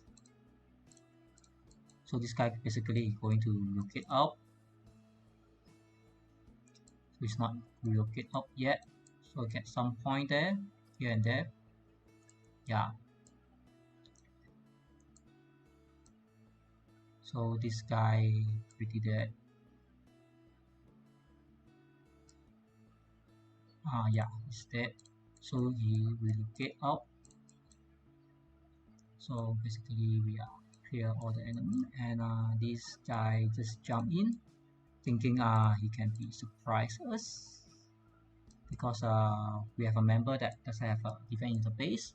That's why usually I leave 2 troops on the base, even though they are not strong, but there's some pressure, but not a big problem. This is one of good thing that enemy try to repair the village. That means they will keep on jumping in and out. That is means free kill for us because 1 furlong or 2 furlongs is not really a lot of pressure and easy to take out. So since he's attacking our teammate, I try to put pressure on his base, so he will have to pull back his troop to defend his base. Try to buy some time for him. Yep. So enemy have to be stopped because he's thinking that his base getting attacked. Basically, I'm not really concerned about that. This one I have point. He's to relocate out. So I'm ready to have auto attack. Yeah, try to get something from there. Yep, got 1 squad. So got 2 free kill, even though they just live in because their backup is not strong enough. 1 or 2 furlongs doesn't really affect the whole war zone.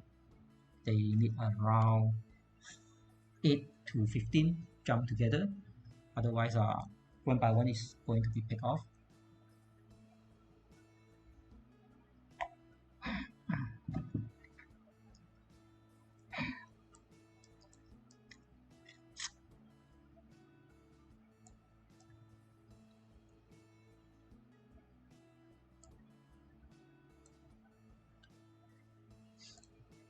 So I think this one just take out because we clear that all the 50 to 60 base. But basically we have to stay here about maybe 7 hours just to protect it. But actually I can move to other city if there is some activity other city. Maybe I can take a quick look, but I doesn't want my troop just to be dead. So let's see, there's 2 cities, not really interested.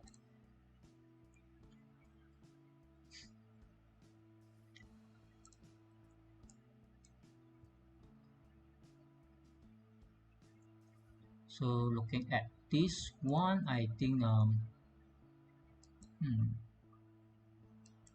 there's a lot of point that yeah, this is so much point. Our Mr. Jason is trying to gain some point there alone,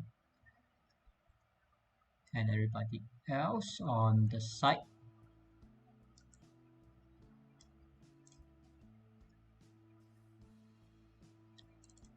So my troops still here, not dead yet. That's why I have to move to the 5 grade, start to be prepared.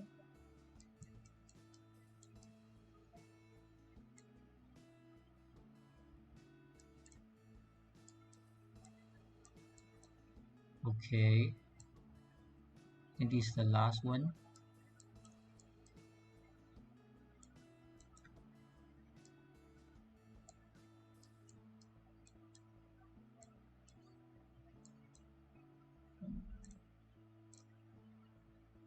So almost there. This guy just switched to the front, that's why he's got attack, because there is not a 5 grade. Somehow survive.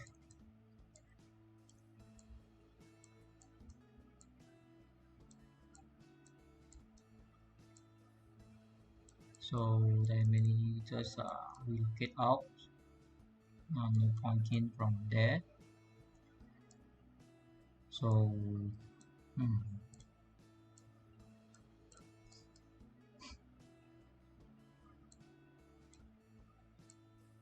so nothing much to play here actually.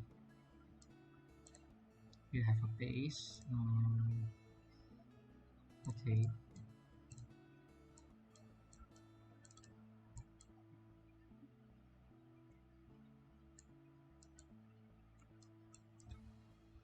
So I think the enemy somehow will regroup, maybe.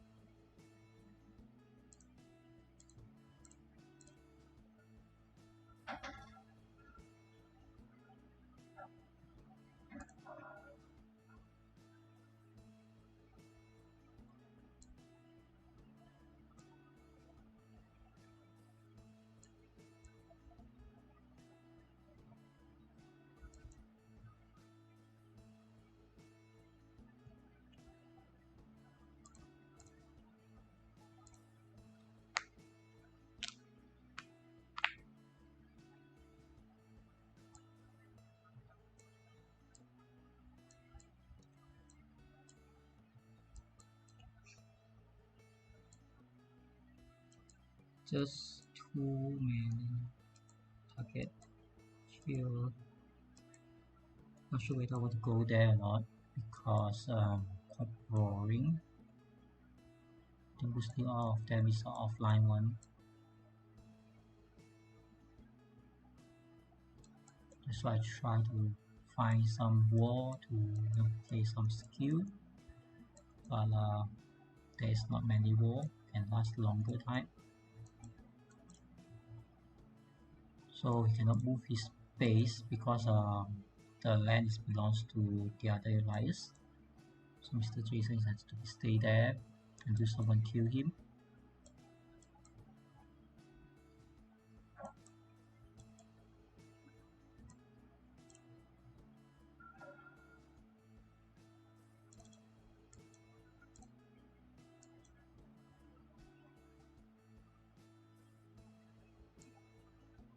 So not much challenging here. I think the war here is already done because we have too many members. Maybe I can look for other city to go.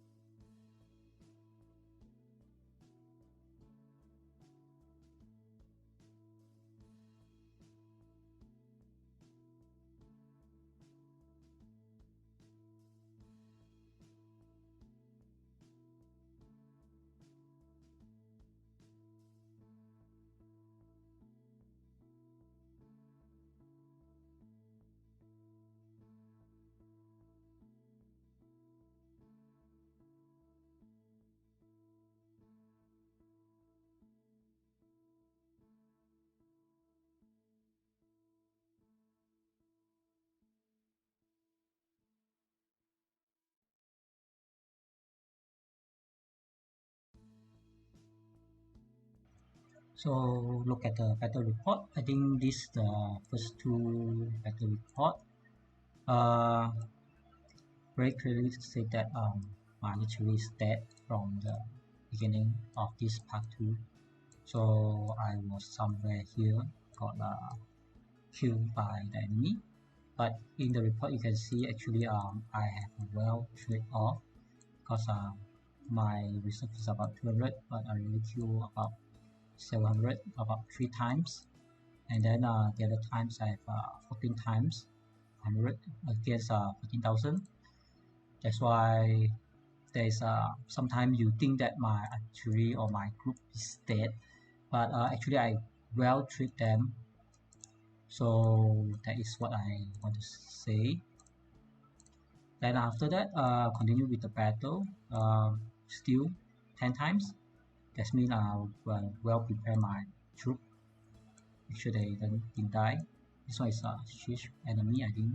So continuously, there's a war. I have some dead. Is I still trade off.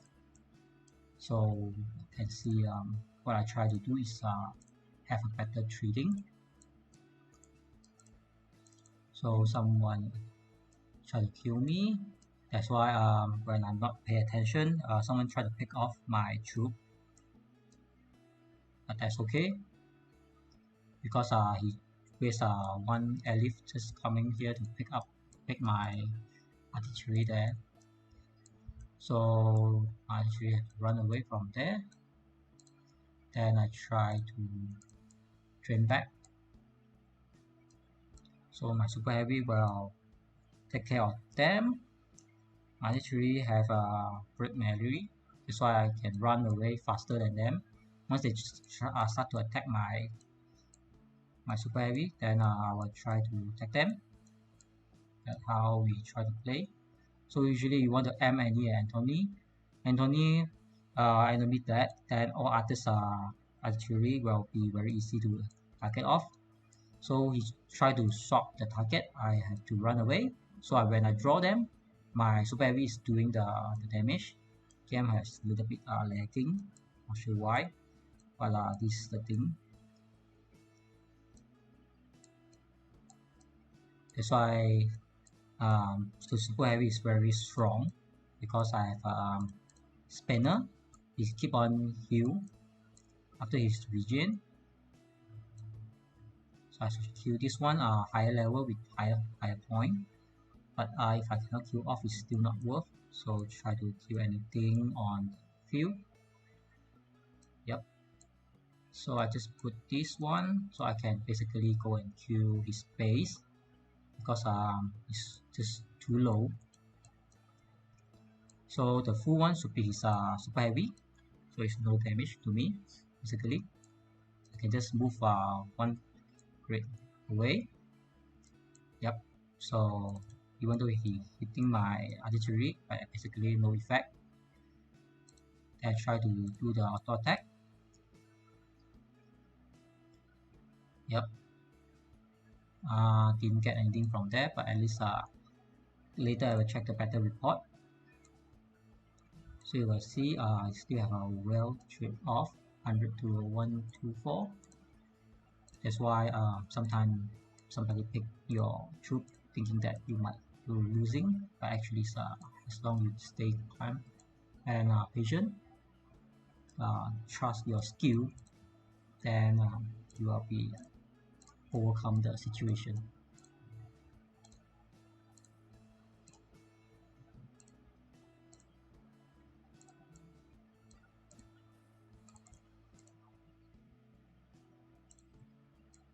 So I need to wait for my main artillery.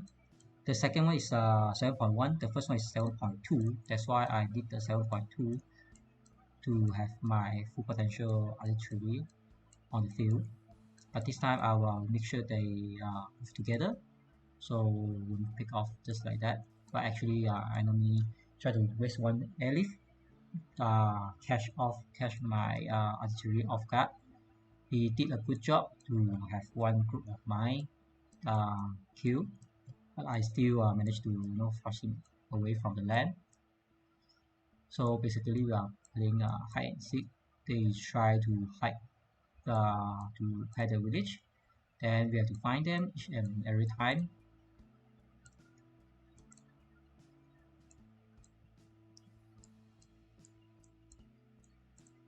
So CJ try to do the job, but cannot be done because tank having just too low damage to the base. That's why you do not want to use your tank to do the base. You see, it's not a well trade-off. If you have artillery, you should wait your artillery. Even though your artillery is a low one, still the damage is higher than the tank, much more. So you should draw back your tank. Then use artillery has a attack point, so your super heavy can be cowering. But now you do not have a super heavy, that's why enemy doesn't even care and not scared at all. Can come to you and kill your artillery. So this is a bad example that you want to do because you stand on enemy base and let them have a free hit. You should be patient. Try to stay somewhere safe.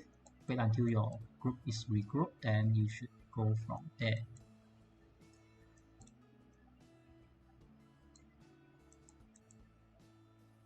So basically, enemy also can edit somewhere here to pick off, but I don't really care because I know what I can do. If they do the elif again, I will try to pick them off this time. So let's move. Actually, I need this one to move first because she just moved too slow.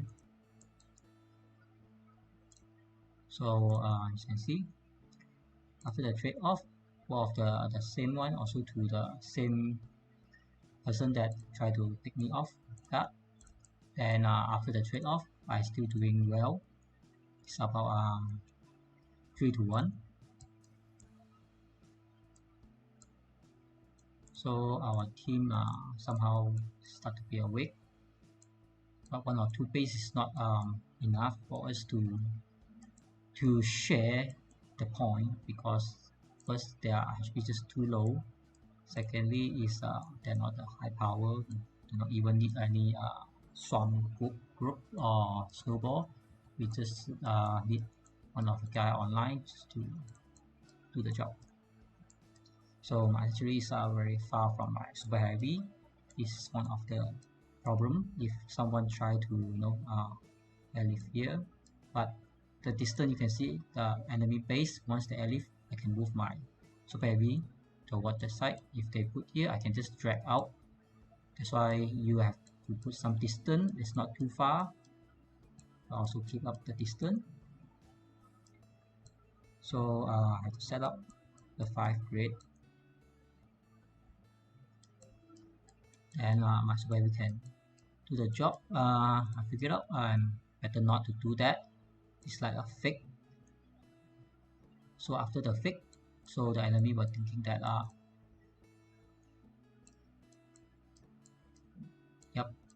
were thinking they have a chance to win. That's why they try to move all out.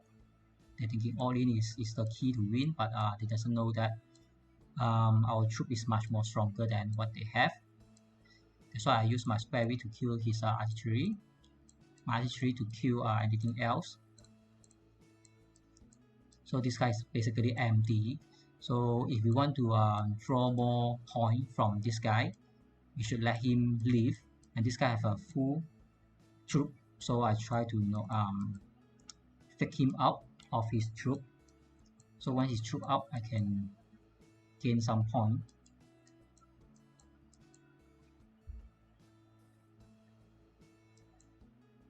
So CJ try to do the same trick. I not even move to this side, so it's very hard to it is very hard to kill them off. That's why this is the bad situation. You see that my artillery is dead because CJ tried to do something off the order. I have to follow up, then suddenly I get off guard of that because enemy see there's a good situation. That's why sometimes your teammate doing something funny, we have to pay the price. That's how I do not really like to go to the tag team if they keep on do some random things. Become so funny. So the base basically is very dead, but I just try to trigger his base, so the enemy have to aware that the base getting attacked. That's why I try to pull back his troop to defend it. But basically I just want him to come back and let me kill. Not going too far. Yep. So when he see my artillery actually super low, he will try to do something there, maybe. Actually, I need to wait for my artillery to regroup. That's why I try to pull off. Yep. That's why he try to do something, thinking that he have a winning situation. But actually, I already waiting him to come out because I still have one group or artillery to do the job. This one just keep on running away. Yep. Once it's pulled back, I already gain a lot of advantage because I want the point. So he continue to regroup. I continue to gain the point, and he basically does no damage to my super heavy, so I'm not really worried about that. So I will let him regroup and train back that troop. Actually, I just want him to feed me with his reserve, so I will get more point. So the enemy side continue to repair the village. They didn't even know that the village actually is dead.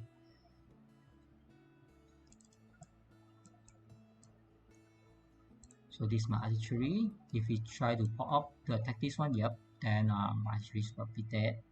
But for trade-off, actually it's not bad. My artillery is still moving. This means he didn't finish the job. So you can see the trade-off. This one is almost 1-to-1, but later on I trade off pretty good, like 4-to-1 or something. That's why sometimes you might be thinking losing, but onward actually can gain more. You just have to understand sometimes what you are doing and what you should do to change the situation to gain some advantage.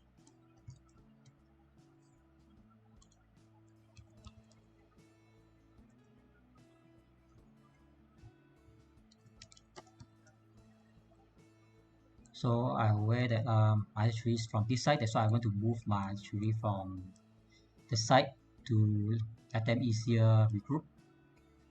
Then yep, somebody tried to airlift here, that's why I have to kill them off. Yep. So what I try to do is block his base. This one totally get cash off. But I think the trade-off is not too bad for me because I have one teammate helping me.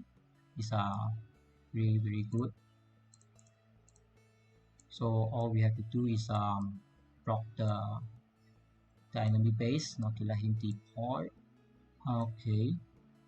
So that one is not the priority already. We want to kill our troop. Yep, kill all the artillery. You are getting back, so we just kill the tank. So from what I understand, I'm actually having a upper hand because you can see enemy just dead 4 group. I have maximum 3 groups, so in the count, of course, I having a better advantage.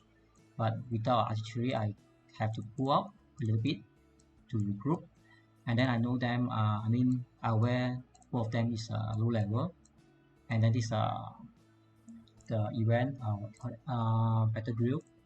That's why I want to consider to let them regroup, and train their troop back just to feed me their reserve again.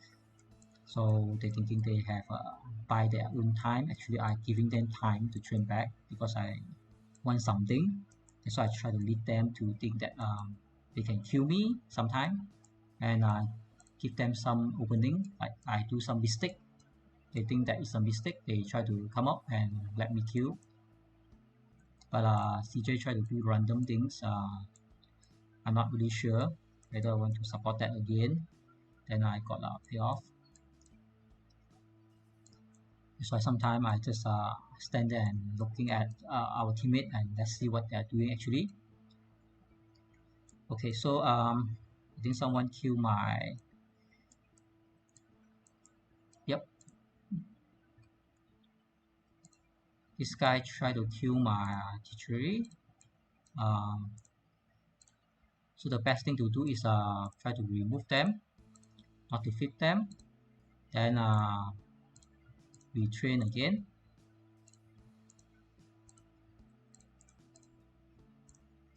Then yeah, choosing one. So the purposes is you do not want to let them die for nothing. Secondly is you have time. That means I'm not really rushed to kill him because he just stand there waiting someone to kill him and he just wastes his airlift. That's why he try to get the most value out of the airlift, and then that's why he try to aim our low level disabler, but that's not the main problem because what we want is this village to burn. So he's not helping the village, but that is okay because he also thinking that he want to have a point. So if he's not getting all of this, he might not getting the work. But he's trying to get that. My super heavy is a point hit. So I will try to do my super heavy almost like going to attack his super heavy. But when his artillery coming out, actually I will just kill his artillery because that is the main point I want to gain. But if his artillery is not coming out, then I will just continue attack his super heavy because I have no other choice. Yep, once I am my super heavy actually can't beat me based on the level. You can see that I'm 50 million power. It's just 27. I think it's around maybe 32 or 33 because he's not full troop yet. But we have so much of teammate here. So if he try to attack me, I'm getting the heal with a spinner. 100% he will lose that. But he's losing the super heavy is not a huge loss because he still has his artillery defending his base. It's not an easy pick up target yet. I need my artillery to pick him up. So looking at his playstyle, he's not a average normal player. I think he know what he's doing. That's why he try not to use the artillery. He save it on the base. As long as we siege down his base, he will instantly relocate out. So it's not easy to pick up person. But it's okay. We are not rushing because we are protecting the shield time on another 6 hours. The other one is the CC of this alliance about another 2 hours. So I can leave my super heavy there. I think his airlift out again. That's why he wastes one airlift come in and wastes the other airlift out. So if he anytime want to support his alliance to attack our allies again, then he have to waste one more airlift to come in. That is total of 3 airlift. So it's not really that effective what he tried to do. That's why sometimes you want to do something solo, you want to know whether you are in the winning situation or you are in the losing situation. If you are losing situation, you try to communicate with your allies to jump together with about 30 to 50 member because we really clear that a lot of member. Otherwise, all of them just wasting their airlift until they can't get to the war zone again. So you can see there are 1.5, 1.6 billion on this Manchester. So since I have nothing much to do, I will try to look at anybody else war and see how they're doing. Let's see this one.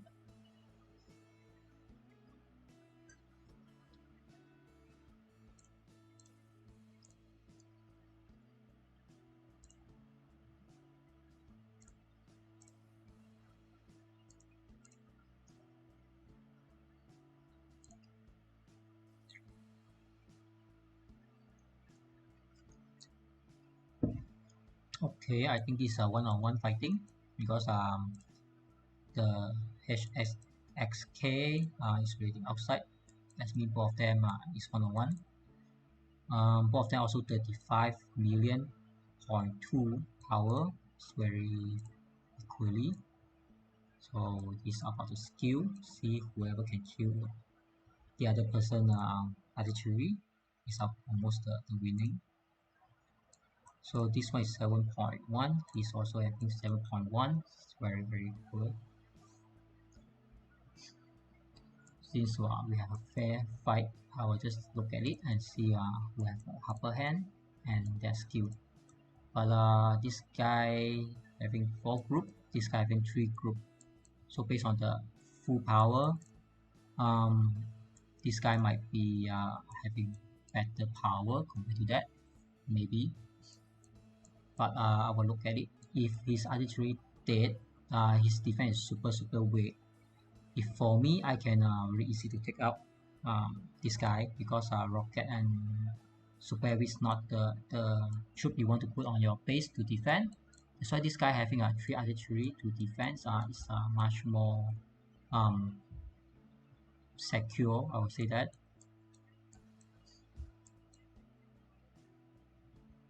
So I think this guy try to do the skill spam. He doesn't know that the skill spam is not working anymore after the 2.4 updates, something like that.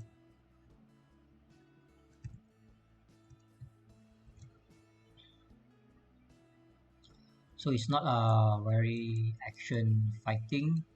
Both of them will try to wait maybe. But we have time, we can take a look about what they want to do.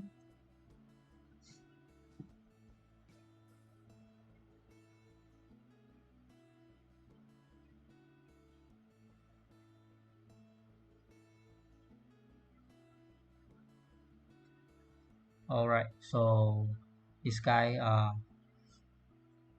so our member getting his artillery killed. So that is start to having some disadvantage, I would say. I'm not sure where his artillery go. Yep. The enemy side continue to put some pressure, and then he also put some pressure. He's not doing a bad job there actually.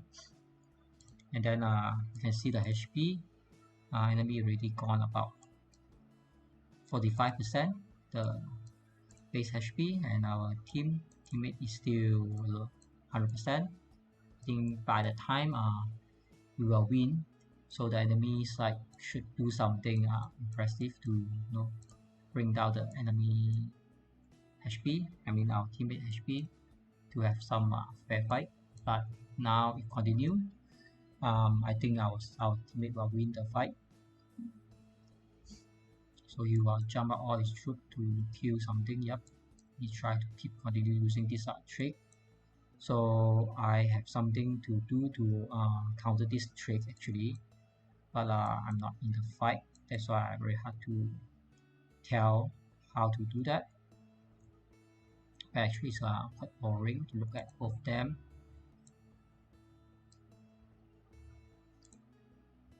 Because the enemy side try to keep on defense and pick the troop one by one. Our teammates try to siege down his base, at least try to do something.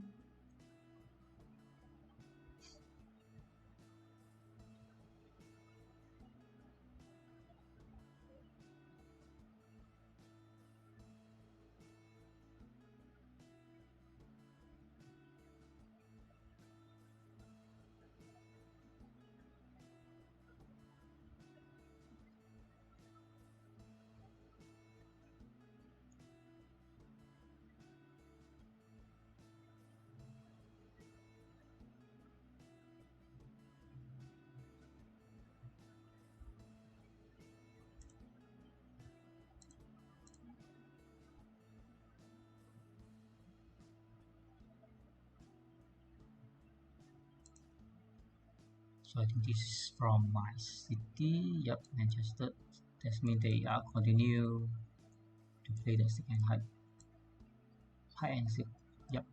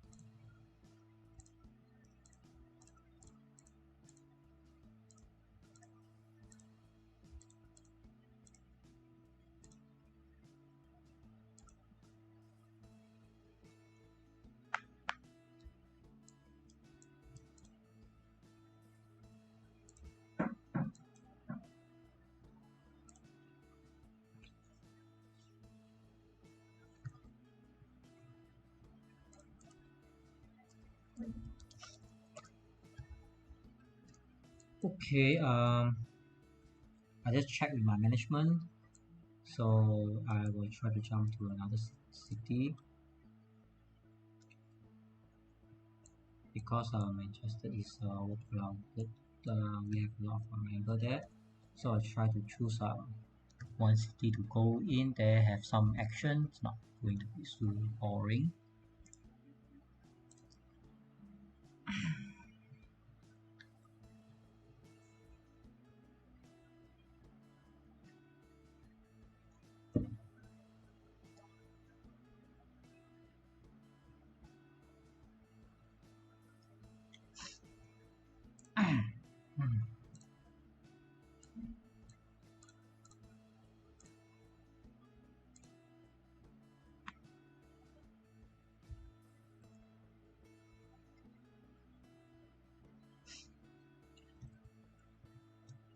All right. I came to this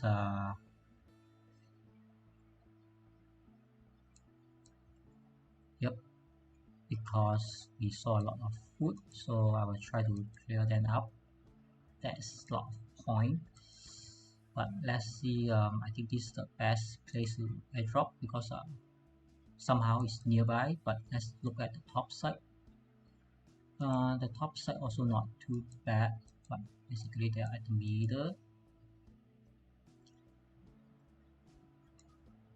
So here have a few places. Maybe I can take them first. This my game is a little bit lagging. Okay, I think they are coming here to claim the point as well, so try not to disturb them. Let's do it here.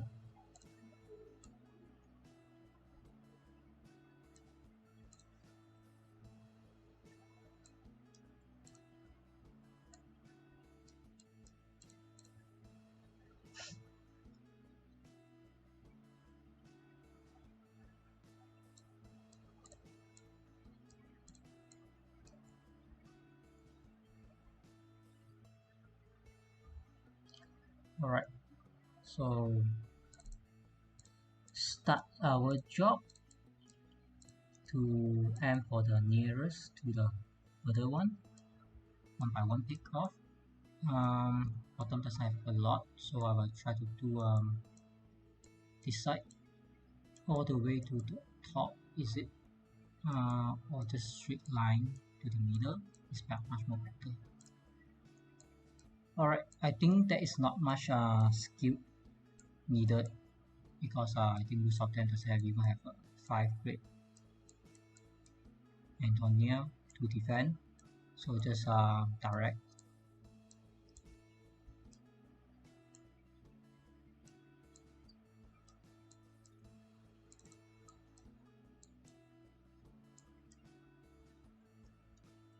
So we try to do some resources.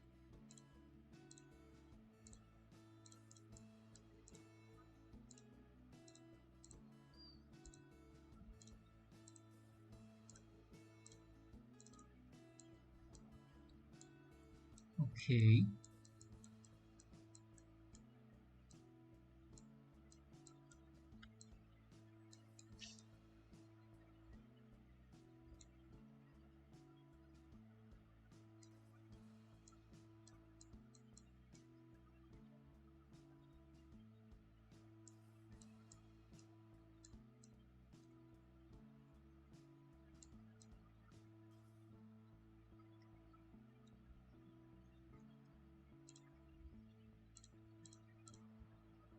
So this guy have 35 million.3. Looks like very scary, but actually you only have one set of archery. So I think I can pick him off. Let's give it a try.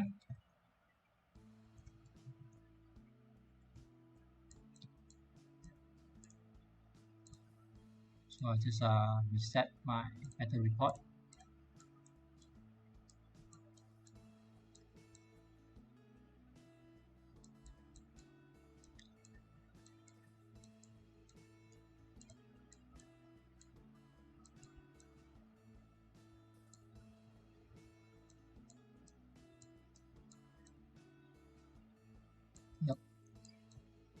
as I thought that it doesn't have a 5 grade. So basically it's a food to me.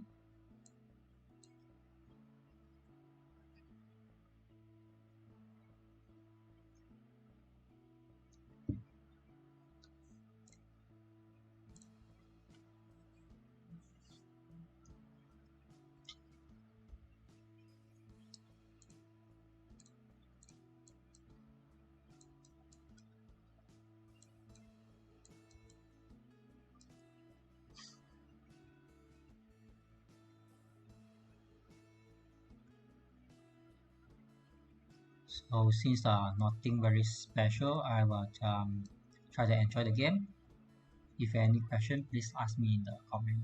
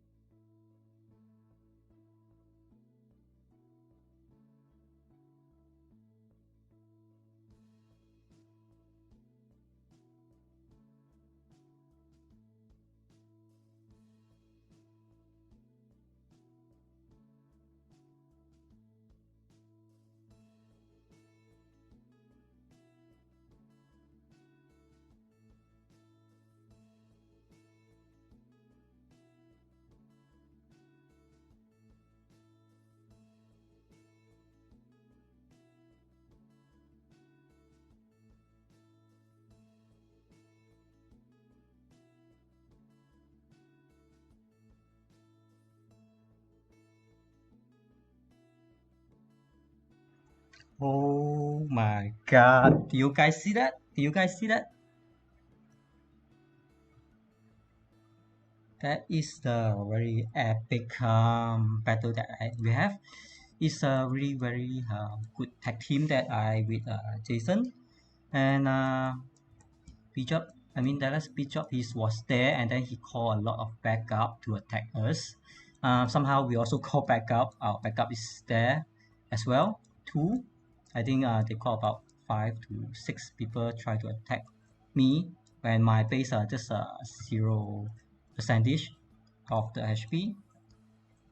It's a very good experience that I still standing very strong and Jason he really protect me there.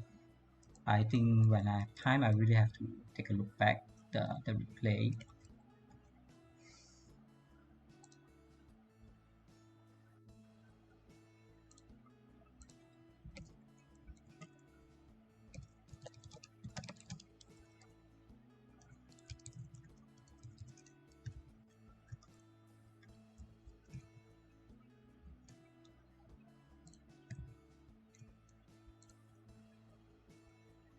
So just now I very focused on the game, so I didn't have time to read the chat, but I try to read the chat now.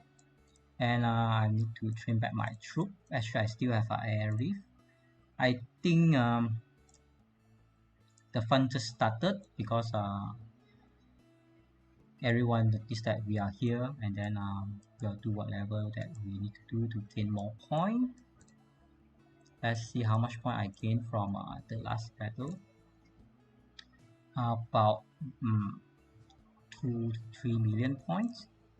So I'm about halfway to 28.8 million point last reward.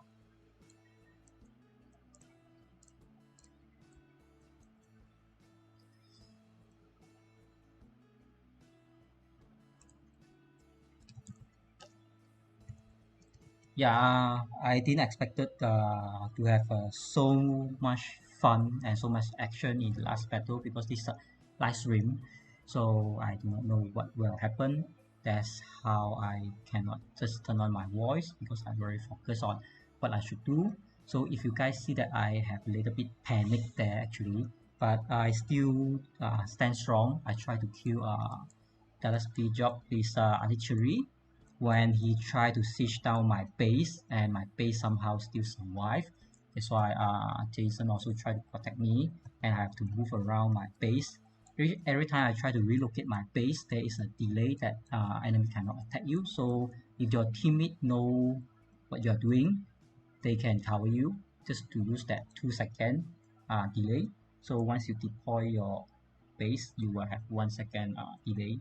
So you keep on doing the process, you will buy some time, but the problem is someone block you that you cannot deploy your base, then you're pretty much dead. But however, if your troop is strong enough to stand in the battlefield, your troop will do their things, so your base can move around and then deploy again, like just now how I do it. So this is a very good example to fight with some very strong. I think everyone know that just now the challenger is very strong and then get a lot of kill from them. So total have 8 players from Tar. They try to keep on airlift beside me and they try to aim me first, thinking that I'm an easy target to pick up. After that, they try to pick Jason, but I also try to cover him, even though I know my base super low, because you need to know what you have to do, not try to panic and focus on one player. Because I try to message Jason, ask him not to siege enemy base because we need to kill the troop. Once we kill the troop, we buy more time. And then there's one good thing that we have teammate to jump in, so you can see my artillery kill a lot of number.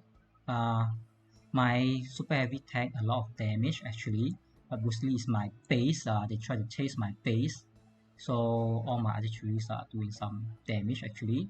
Some of my this one is supposed to be my 90 level. I think he's dead earlier. This one do a lot of damage more than the second set is because this 150 level is still standing there. Nobody focus it. That's why I have the actually stand behind while gain more damage. So that is an epic war. I will definitely do a video of that.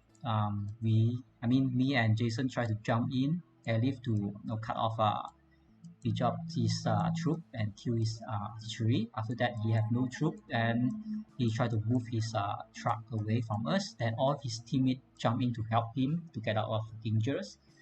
Then I realized that we are too deep to the enemy territory. If we chase further, our base will be a lot of problem. That's why I try to put back one group of my troop just back to the defend the base. It is also realized, so he also have full defense on his base. So I really ready to relocate my base that time.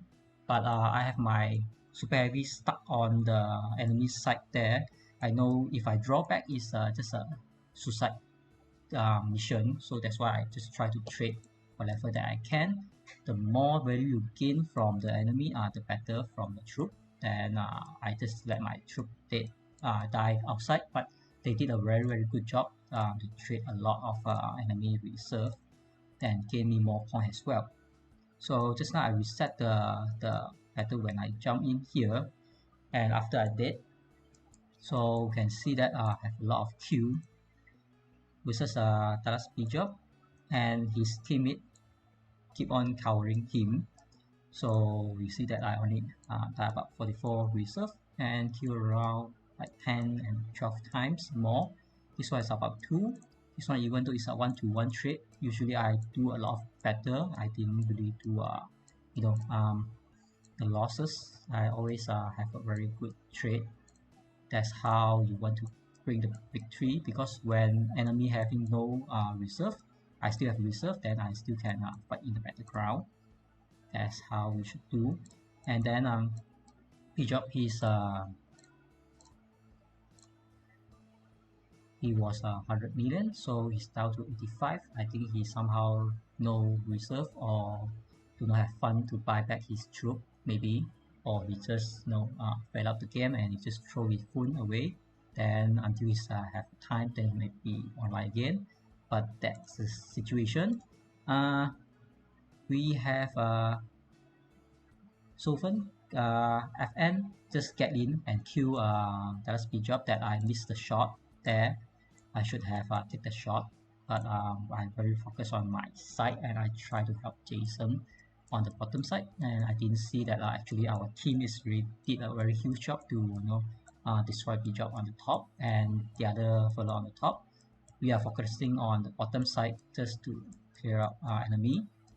So sometimes you are in the battleground, you have to understand the situation. I already know that my troops is so far away from my base, and I know that we have a lot of advantage to chase Talas Bijab away and keep his base below 50% HP. That's how we should withdraw, because once you have advantage, you do not want to throw that away.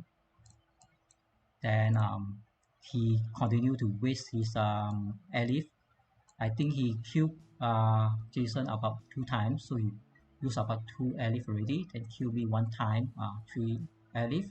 Then he tried to move to the Jason base, then somehow he airlift to our behind that about 4 to 5 times already, so he's totally off the battlefield, maybe 6 to 8 hours, because I think his VIP maybe 19 or 20th, so he still have airlift. But that's not the important things, because even though he's come in, his base is very low. We have FN, he's with a full HP. So we have Samurai Y. Both of them is 100% HP. So if some of the enemy member come in, you can take it out. If Talas Bijab come in or any big shot come in, FN is here. He's trying to protect us. I try not to waste my airlift because not really have anything to do now because I'm so low. So if I airlift, I will just waste my base until I know that what I want to do. I will just jump in to gain some point. But this is the half day. I'm not even almost a half day, so I already gained about 15.3 million points thanks to the war on the Manchester. And now we have this tar in this level 3 city. So we'll see what's coming next. I think I deserve some break, and maybe I can try to view back the playback on my live stream, so I can explain how did I do all the things and what in my mind.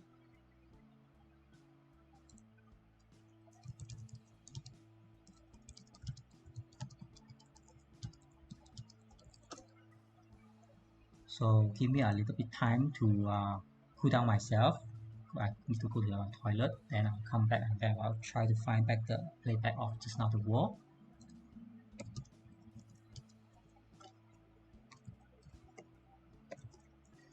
So sometimes we play the game, we focus on the war, on the battle, but sometimes we need to communicate. I using the communicate with the live stream. That's why I'm not communicate with our team with the voice. That's why I have to type the message. It's a little bit slow, but I think we have the sense what we need to do. That's how we train to be an individual fighter. Once we know that we need to be a tag team, we know how to position ourselves with the base to stand strong.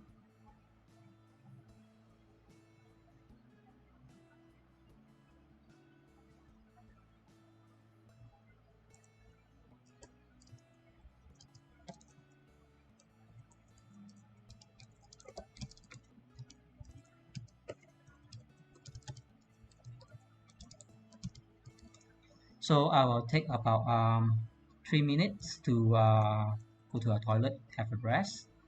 Then I will come back to find back the playback.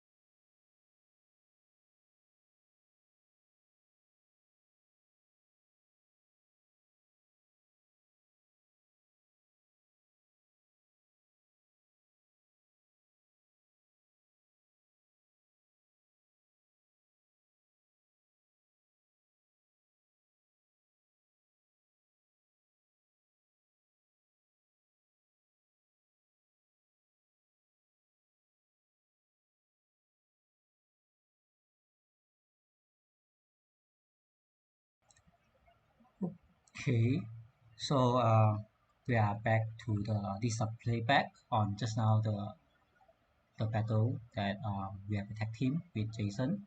So I'm not expected the every action just now. That's why I really need to have a look back and watch how did we did everything that almost like impossible war. So I will just get into it. Let me turn off the music because I don't want to have a double music on that. So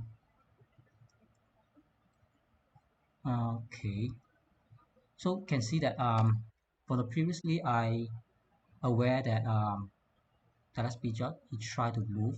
The reason that I know is because of Jason already tell me Pijot is try to move to his base. That's how I know the distance because I know Jason base on which side. Then I know the between. That's why I try to airlift. But you see that the big mistake is Dallas Pijot the truck is on the middle. Then I really aware his strongest artillery is on the back and his all the other troop is on the front. I was wanted to drop here, but if I drop here, he move away, then it's not really effective. That's why I'm thinking on the middle, hoping then he just try to move further, then I can pick up his artillery just like that. So this is how everything started. So I jump in. I was thinking I going in alone, so I miscalculate on the things that Bishop aware he tried to attack me, but somehow Jason also jumped in. Then I know that I cannot win him if he switch down my base. I was dead, so I activate the bunker. So he know that distracted by the bunker. You can see he distracted by the bunker. Then I can pick off his troop, and then Jason somehow he's also sense that he see me jump in. He also jump, then it's really big help that already pick up one troop already. Then I know that this is the last speed job, the strongest artillery that we have, the Anthony inside. That's why I use all my troop try to pick it up. Then he's distracted by the bunker. The time I'm picking it. Then aware that the last speed job is attack my base, so I do not need to put my troop outside to let them risk to be siege down or pick up. So I just put them all back to my base to be safe so he cannot pick up my troop. Then my super heavy is outside. Hopefully that he will aim my super heavy. Then he don't kill my base. So I aware that my base is super low. I need to do something, otherwise I'll be out of the game. So I must do the trick, the relocation.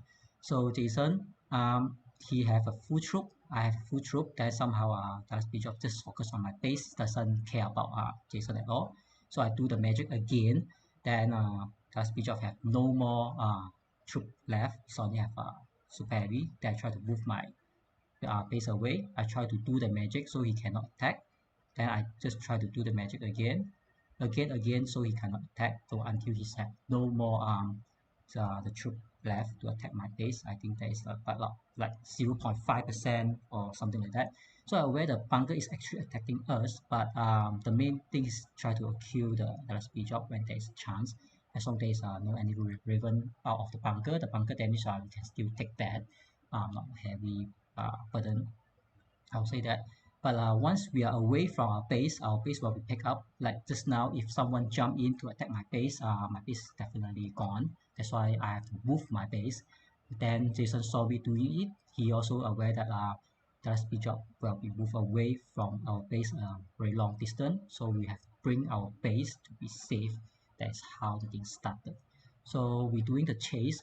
Usually, if you have a artillery to chase enemy base, track their truck, usually you won't successfully chase and attack because the cooldown attack is very slow. So what you want to do is try to move them almost touching the truck, and you try to do some damage. But the best is he try to deploy his base, then you use your super heavy to tank it, and then use the whole squad to attack it. That is the best situation because he's standing there to let you kill. So this is the things that we really know. We chase a long time until he's back to his own territory. So we are aware that the sound of airlift in. So we know that there's no teammate will airlift, only the enemy will airlift. So the enemy airlift, that means his backup is there. So he try to be stand there and hopefully his backup can do something, you know. So I aware his backup is there. So I just want to set my base because I'm aware that if I set my base, he can't set his base there. And then since we know that we can't kill his truck if we further chase, because you can see the progress is very, very slow, then why not we just kill off this fella that just come in to let us have some point and some fun. So Jason fully aware that he will use his super heavy to did the job. I try to push some pressure to not let Ejok to stand here, because if he stand here he might disturb us, and then all others jump in back up. He try to delay, so they thought they did a good job to delay us not to chase Ejok truck, but actually we are okay because we know that Ejok is not really doing anything at the moment. Then we also can't kill him if he keep on moving, but somehow he thinking he can be a backup, but he does have troop. If he train the troop, we basically can kill his base. That's how I say that if somebody stand his base there, we can be easy to pick up. But he realized that he run away. I really know that kill his truck is not the goal, but killing the guy that beside us is the goal, because our base is here. We cannot move further to enemy territory. Then saw that there's a the MP. So it's the light tank. The enemy light tank is here. So I was thinking that. So I might actually steal the strongest, the OP one. So killing the enemy light tank is not a problem.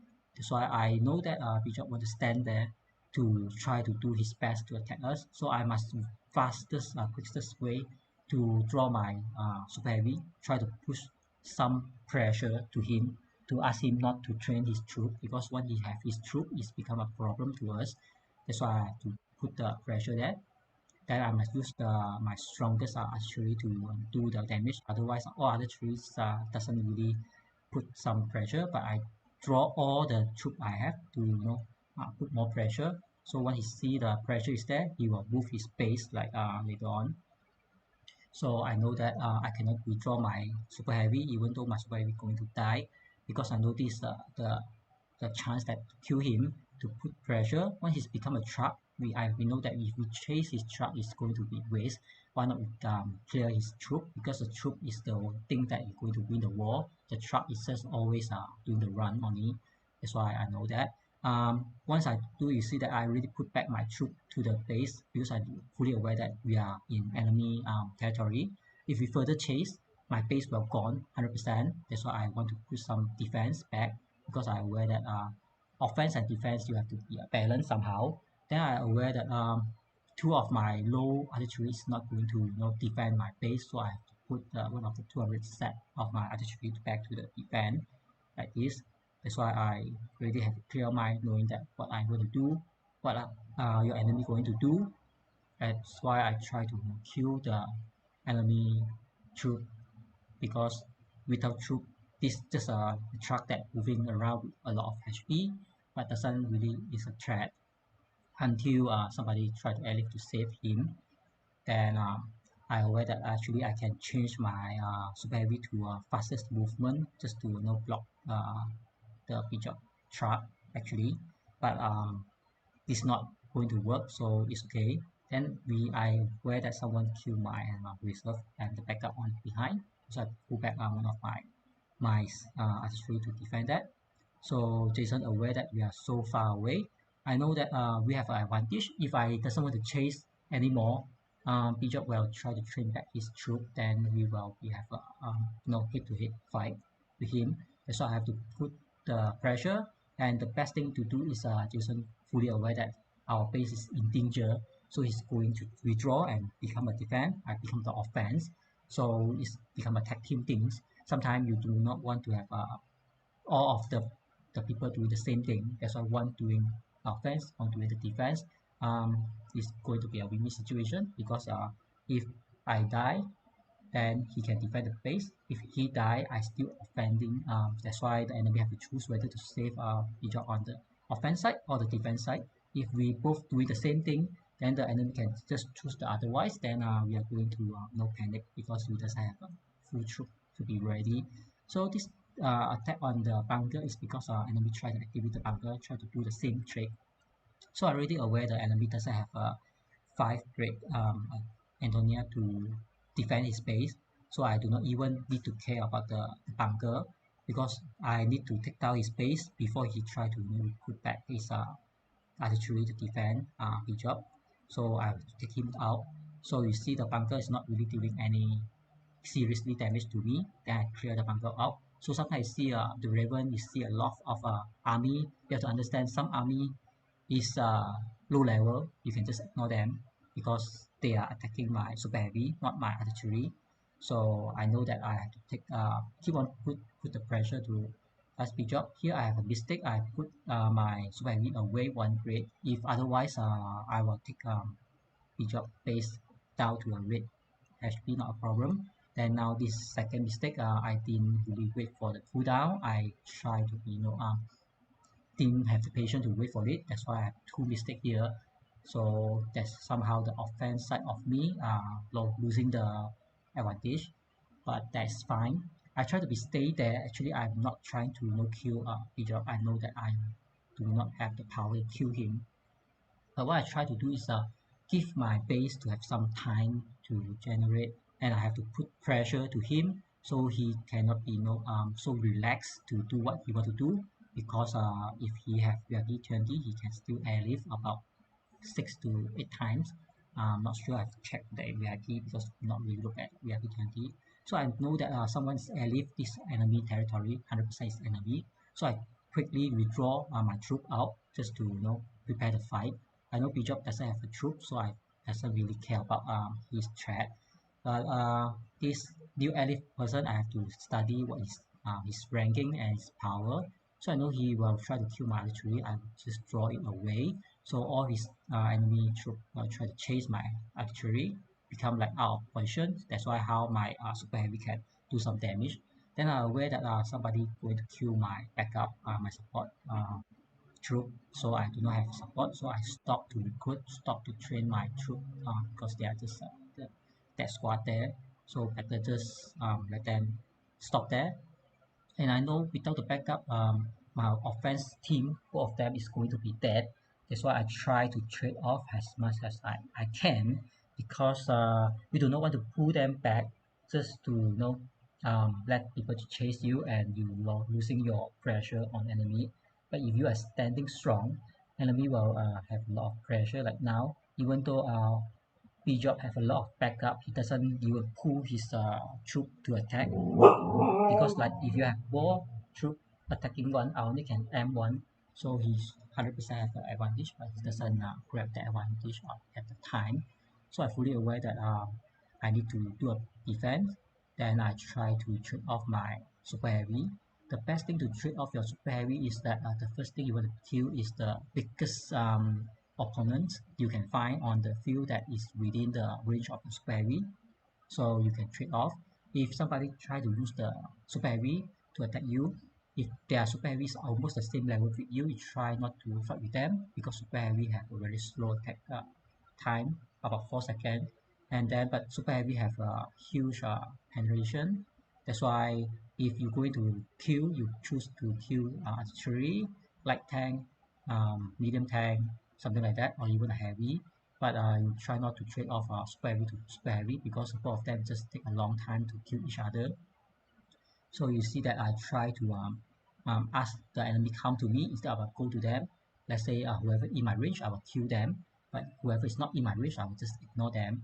Let's say the job is already here, then I can still pick off a lot of low level enemy that I can pick on the map. I already know my square is going to be die, but going to trade more is better than you panic and throw away your square to let them have more advantage to kill off your troop. So you see that I still try to do whatever I can, because I know I can't kill a each of this squarely, so I won't try to even hit it because it's no effective. So once my troop is dead, Jason is rotating with me. I become the defense. He become the offense. He further try to put some pressure so that the enemy cannot move up to our side to attack us. Then I'm aware this 25 level is next to my base. So 25 is something like sushi. Just one bite is enough to eat the whole sushi. That's why he tried to feed me. Of course, I have to eat that. And even I have one super heavy, it's not a waste to eat him, grab and eat just like that. So you see that how easily I can eat. So sometimes you have to understand your own power and the opponent that you're going to face their power to be have your full potential of that. So you see that my base somehow have 2% HP. Then I'm aware that the job become a relocation. He tried to move his truck. I think he will just go to attack us. So Jason also aware that he immediately withdraw his troop not to go into play some tricky things on the front offense side. That's how smart we both of us having a sense that when we need to be offense, when we need to be defense. I see this 25 level come back again, so I try to pick him off again. And I'm aware that my position actually is very dangerous. If somebody just like this and to me next to me, then I'm too far away from Jason. He can't protect me. And if someone attack Jason, I also can't protect him as well. That's why what I have to do is immediately find a better place to relocate my base, to do a super tag team to defend each other. The more close to each other base is more better, but I need to have my troop, because without my troop my base is just a statue to stand there and let people hit. That's why I have my artillery full stack already. Even I don't have my super heavy, I have to try to move because time is upon us. It's not much time for you to think about what is better move, what is not the better move. So after I do the relocation, I think the job team, the task side know that I'm the easy pickup target. That's why they try to do something with me. So Jason asked me to stay behind him. Actually, I did not know which direction is behind, because every direction also the enemy can live in.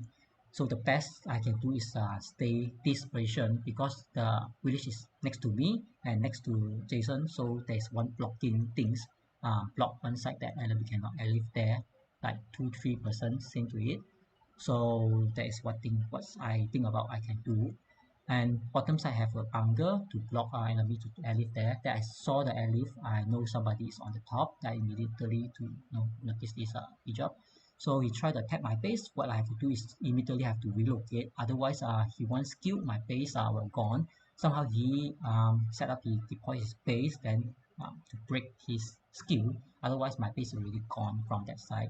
So I aware that he tried to attack my troop. So I try to do the magic of the relocation with my base. So my base continue to relocation, means that he cannot do anything, but Jason's doing a super good job there. He put a lot of effort to save my base, save me from the battle of this battle. I think he's really know how to be a very good tag team. He attack enemy archery, not the super heavy. Once the enemy, the archery is back to the base, he forgot about his super heavy. Then we just pick off his super heavy. Then somehow each of the side have a super heavy, cannot siege my base. And then I saw somebody try to block my base to deploy. Then I try to set up my base, and my base is on 0% HP. That means anybody try to do a one finger touch my base will gone. That's the situation, and I'm aware that. But I still try to do whatever I can. So I have to put my super heavy there to warn the job not too close to my base, because my troop is there. If you come, I will assist you. Jason do the same thing. He put his archery there just to protect me. Being put some pressure if anybody try to come forward, we will protect him. So I somehow thinking the best thing to do is call for backup, because we need a backup to help if someone there. So once I put the backup, I aware that somebody is jumping, but it's the enemy. Then we have to take a fight, because this is the reality that we have faced. Jason aware that he tried to pull up his archery to defend me. So luckily this is not a very strong enemy that I face. That's why I know that I need to kill off his troop So after I kill off his troop, that I can just pick up his base as soon as possible. Otherwise, he will do the B2B to my base, then my base will gone. But the airlift come again, the pressure upon us. So Jason also do a very good job to defend. That I saw Bijob is coming, so I must kill Bijob because this is the main threat that can kill my base. Then I know that my base cannot stay on the base side. I must do something because somebody is blocking already. But my troop is stay very strong, and all of them chase my base here and there. And Jason aware that he must help me, otherwise I'm already gone. So he do a very good job to kill enemy. The main damage dealer will not aim their super heavy. That's why you can see that their enemy super heavy still standing there. So I see this is the only best place I can set up. Then I aware that if I move my base there, it's actually it's a suicide. That's why I try to move back my base just to be here, just to be next to my squad, that I can do something at least better than I move my truck to some place that I cannot protect. So I know that we are standing strong, enemy doesn't have a troop. We have to do some counter attack. So it's a totally trade-off. So Jason base getting attacked as well. He tried to defend his base. I try to do the siege to pressure. So the Bijop actually he can do something at this time, but because we already pick up his super heavy and his artillery, that's why he's standing there. He doesn't even know what he has to do. If he use the full force to me, actually I'm be gone, but I do not know why he doesn't do that. And somebody just airlift in front of him, actually is blocking him. Then I know that okay, if I can set up my base here, this guy cannot be set up his base, then he also blocking a job to attack me, so he's safe here. And then I know he's not the highest guy, so I can take his damage, not a problem. Then Jason know that I need the help. He try the best. When I see Bijop is coming out, I immediately relocate my base not to let him target my base. Then I move my base to Jason's side. Hopefully some magic will work. So Bijop he really put his all the troop to aim my base, my truck, and but my squad is doing a best job they can to pick up. You can see my Anthony's kill is the Bijop Anthony. I even point that I'll kill his Anthony. Without the Anthony, Bijop can't kill me. That's why you have to always know which one is the enemy biggest damage dealer. You pick up the damage biggest dealer. Then you can see the bunker, some raven coming out. So that is how Jason activated the bunker coming in to help. So Bijop have to retreat. So I saw that I have like 1 or 2 seconds of bleeding, but I see a lot of airlift coming in. That means everybody try to kill my base, and I know that if my base stay, I will die. That's why I have to keep on do the relocation magic. But my base eventually die. There's very normal things because my base is on 0%. I'm not sure how my base can stand so long, but Jason is really protect me a lot in danger. So you can see the bunker is the raven of the bunker is blocking Bijop side, so he cannot be our threat. So we try to attack all the enemy on from this side. Then enemy having a lot of backup, so I aware that the raven is attacking my archery, but I know that Raven is Raven. They doesn't have a owner, so I just pick up the enemy first. After the enemy squad is dead, Jason also helping me to pick up some, the Raven. He know that the Raven is attacking me, so I try to move around and try to be safe. Then this guy is super low HP base. He try to move back in. Then I try to pick him up because once I pick him up, it's less one enemy to fight. Then and even he doesn't have defense, so he attacked my super heavy. I do not even care. So all the enemy troop coming to me, I know that I must defend my artillery. That's my main dealer. Is my main dealer die, I can't even do anything at all, no damage. Then I saw that FN is already there. The destroyer of XYT is there. He's already destroyed Bijop, so that's how Bijop out of the game in the battlefield. So Jason also try to do the magic of the relocation.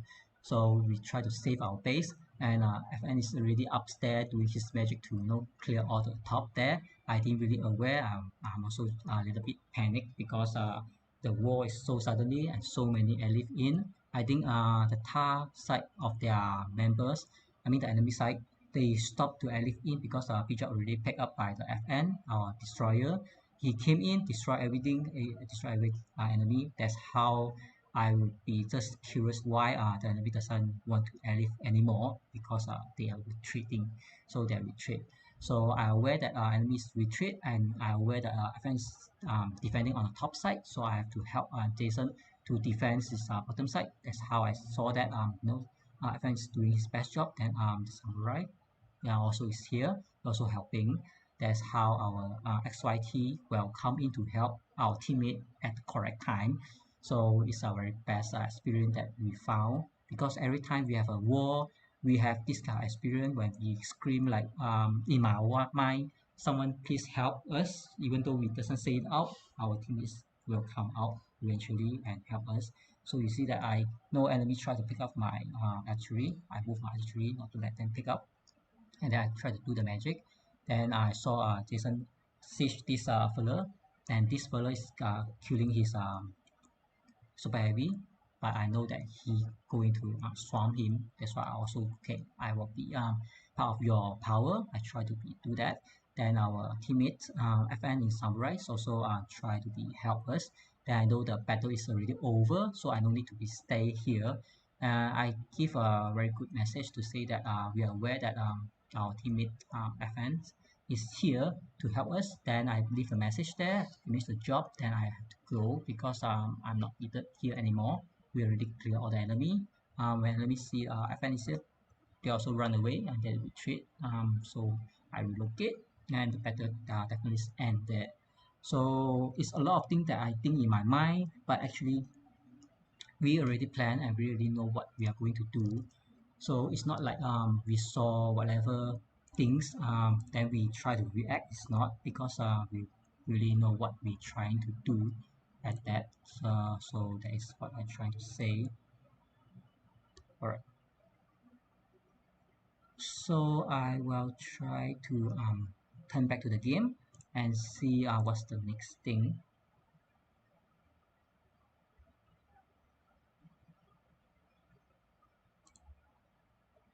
And that is definitely a very good game. So I will take a short resting time, then I'll be back to the game.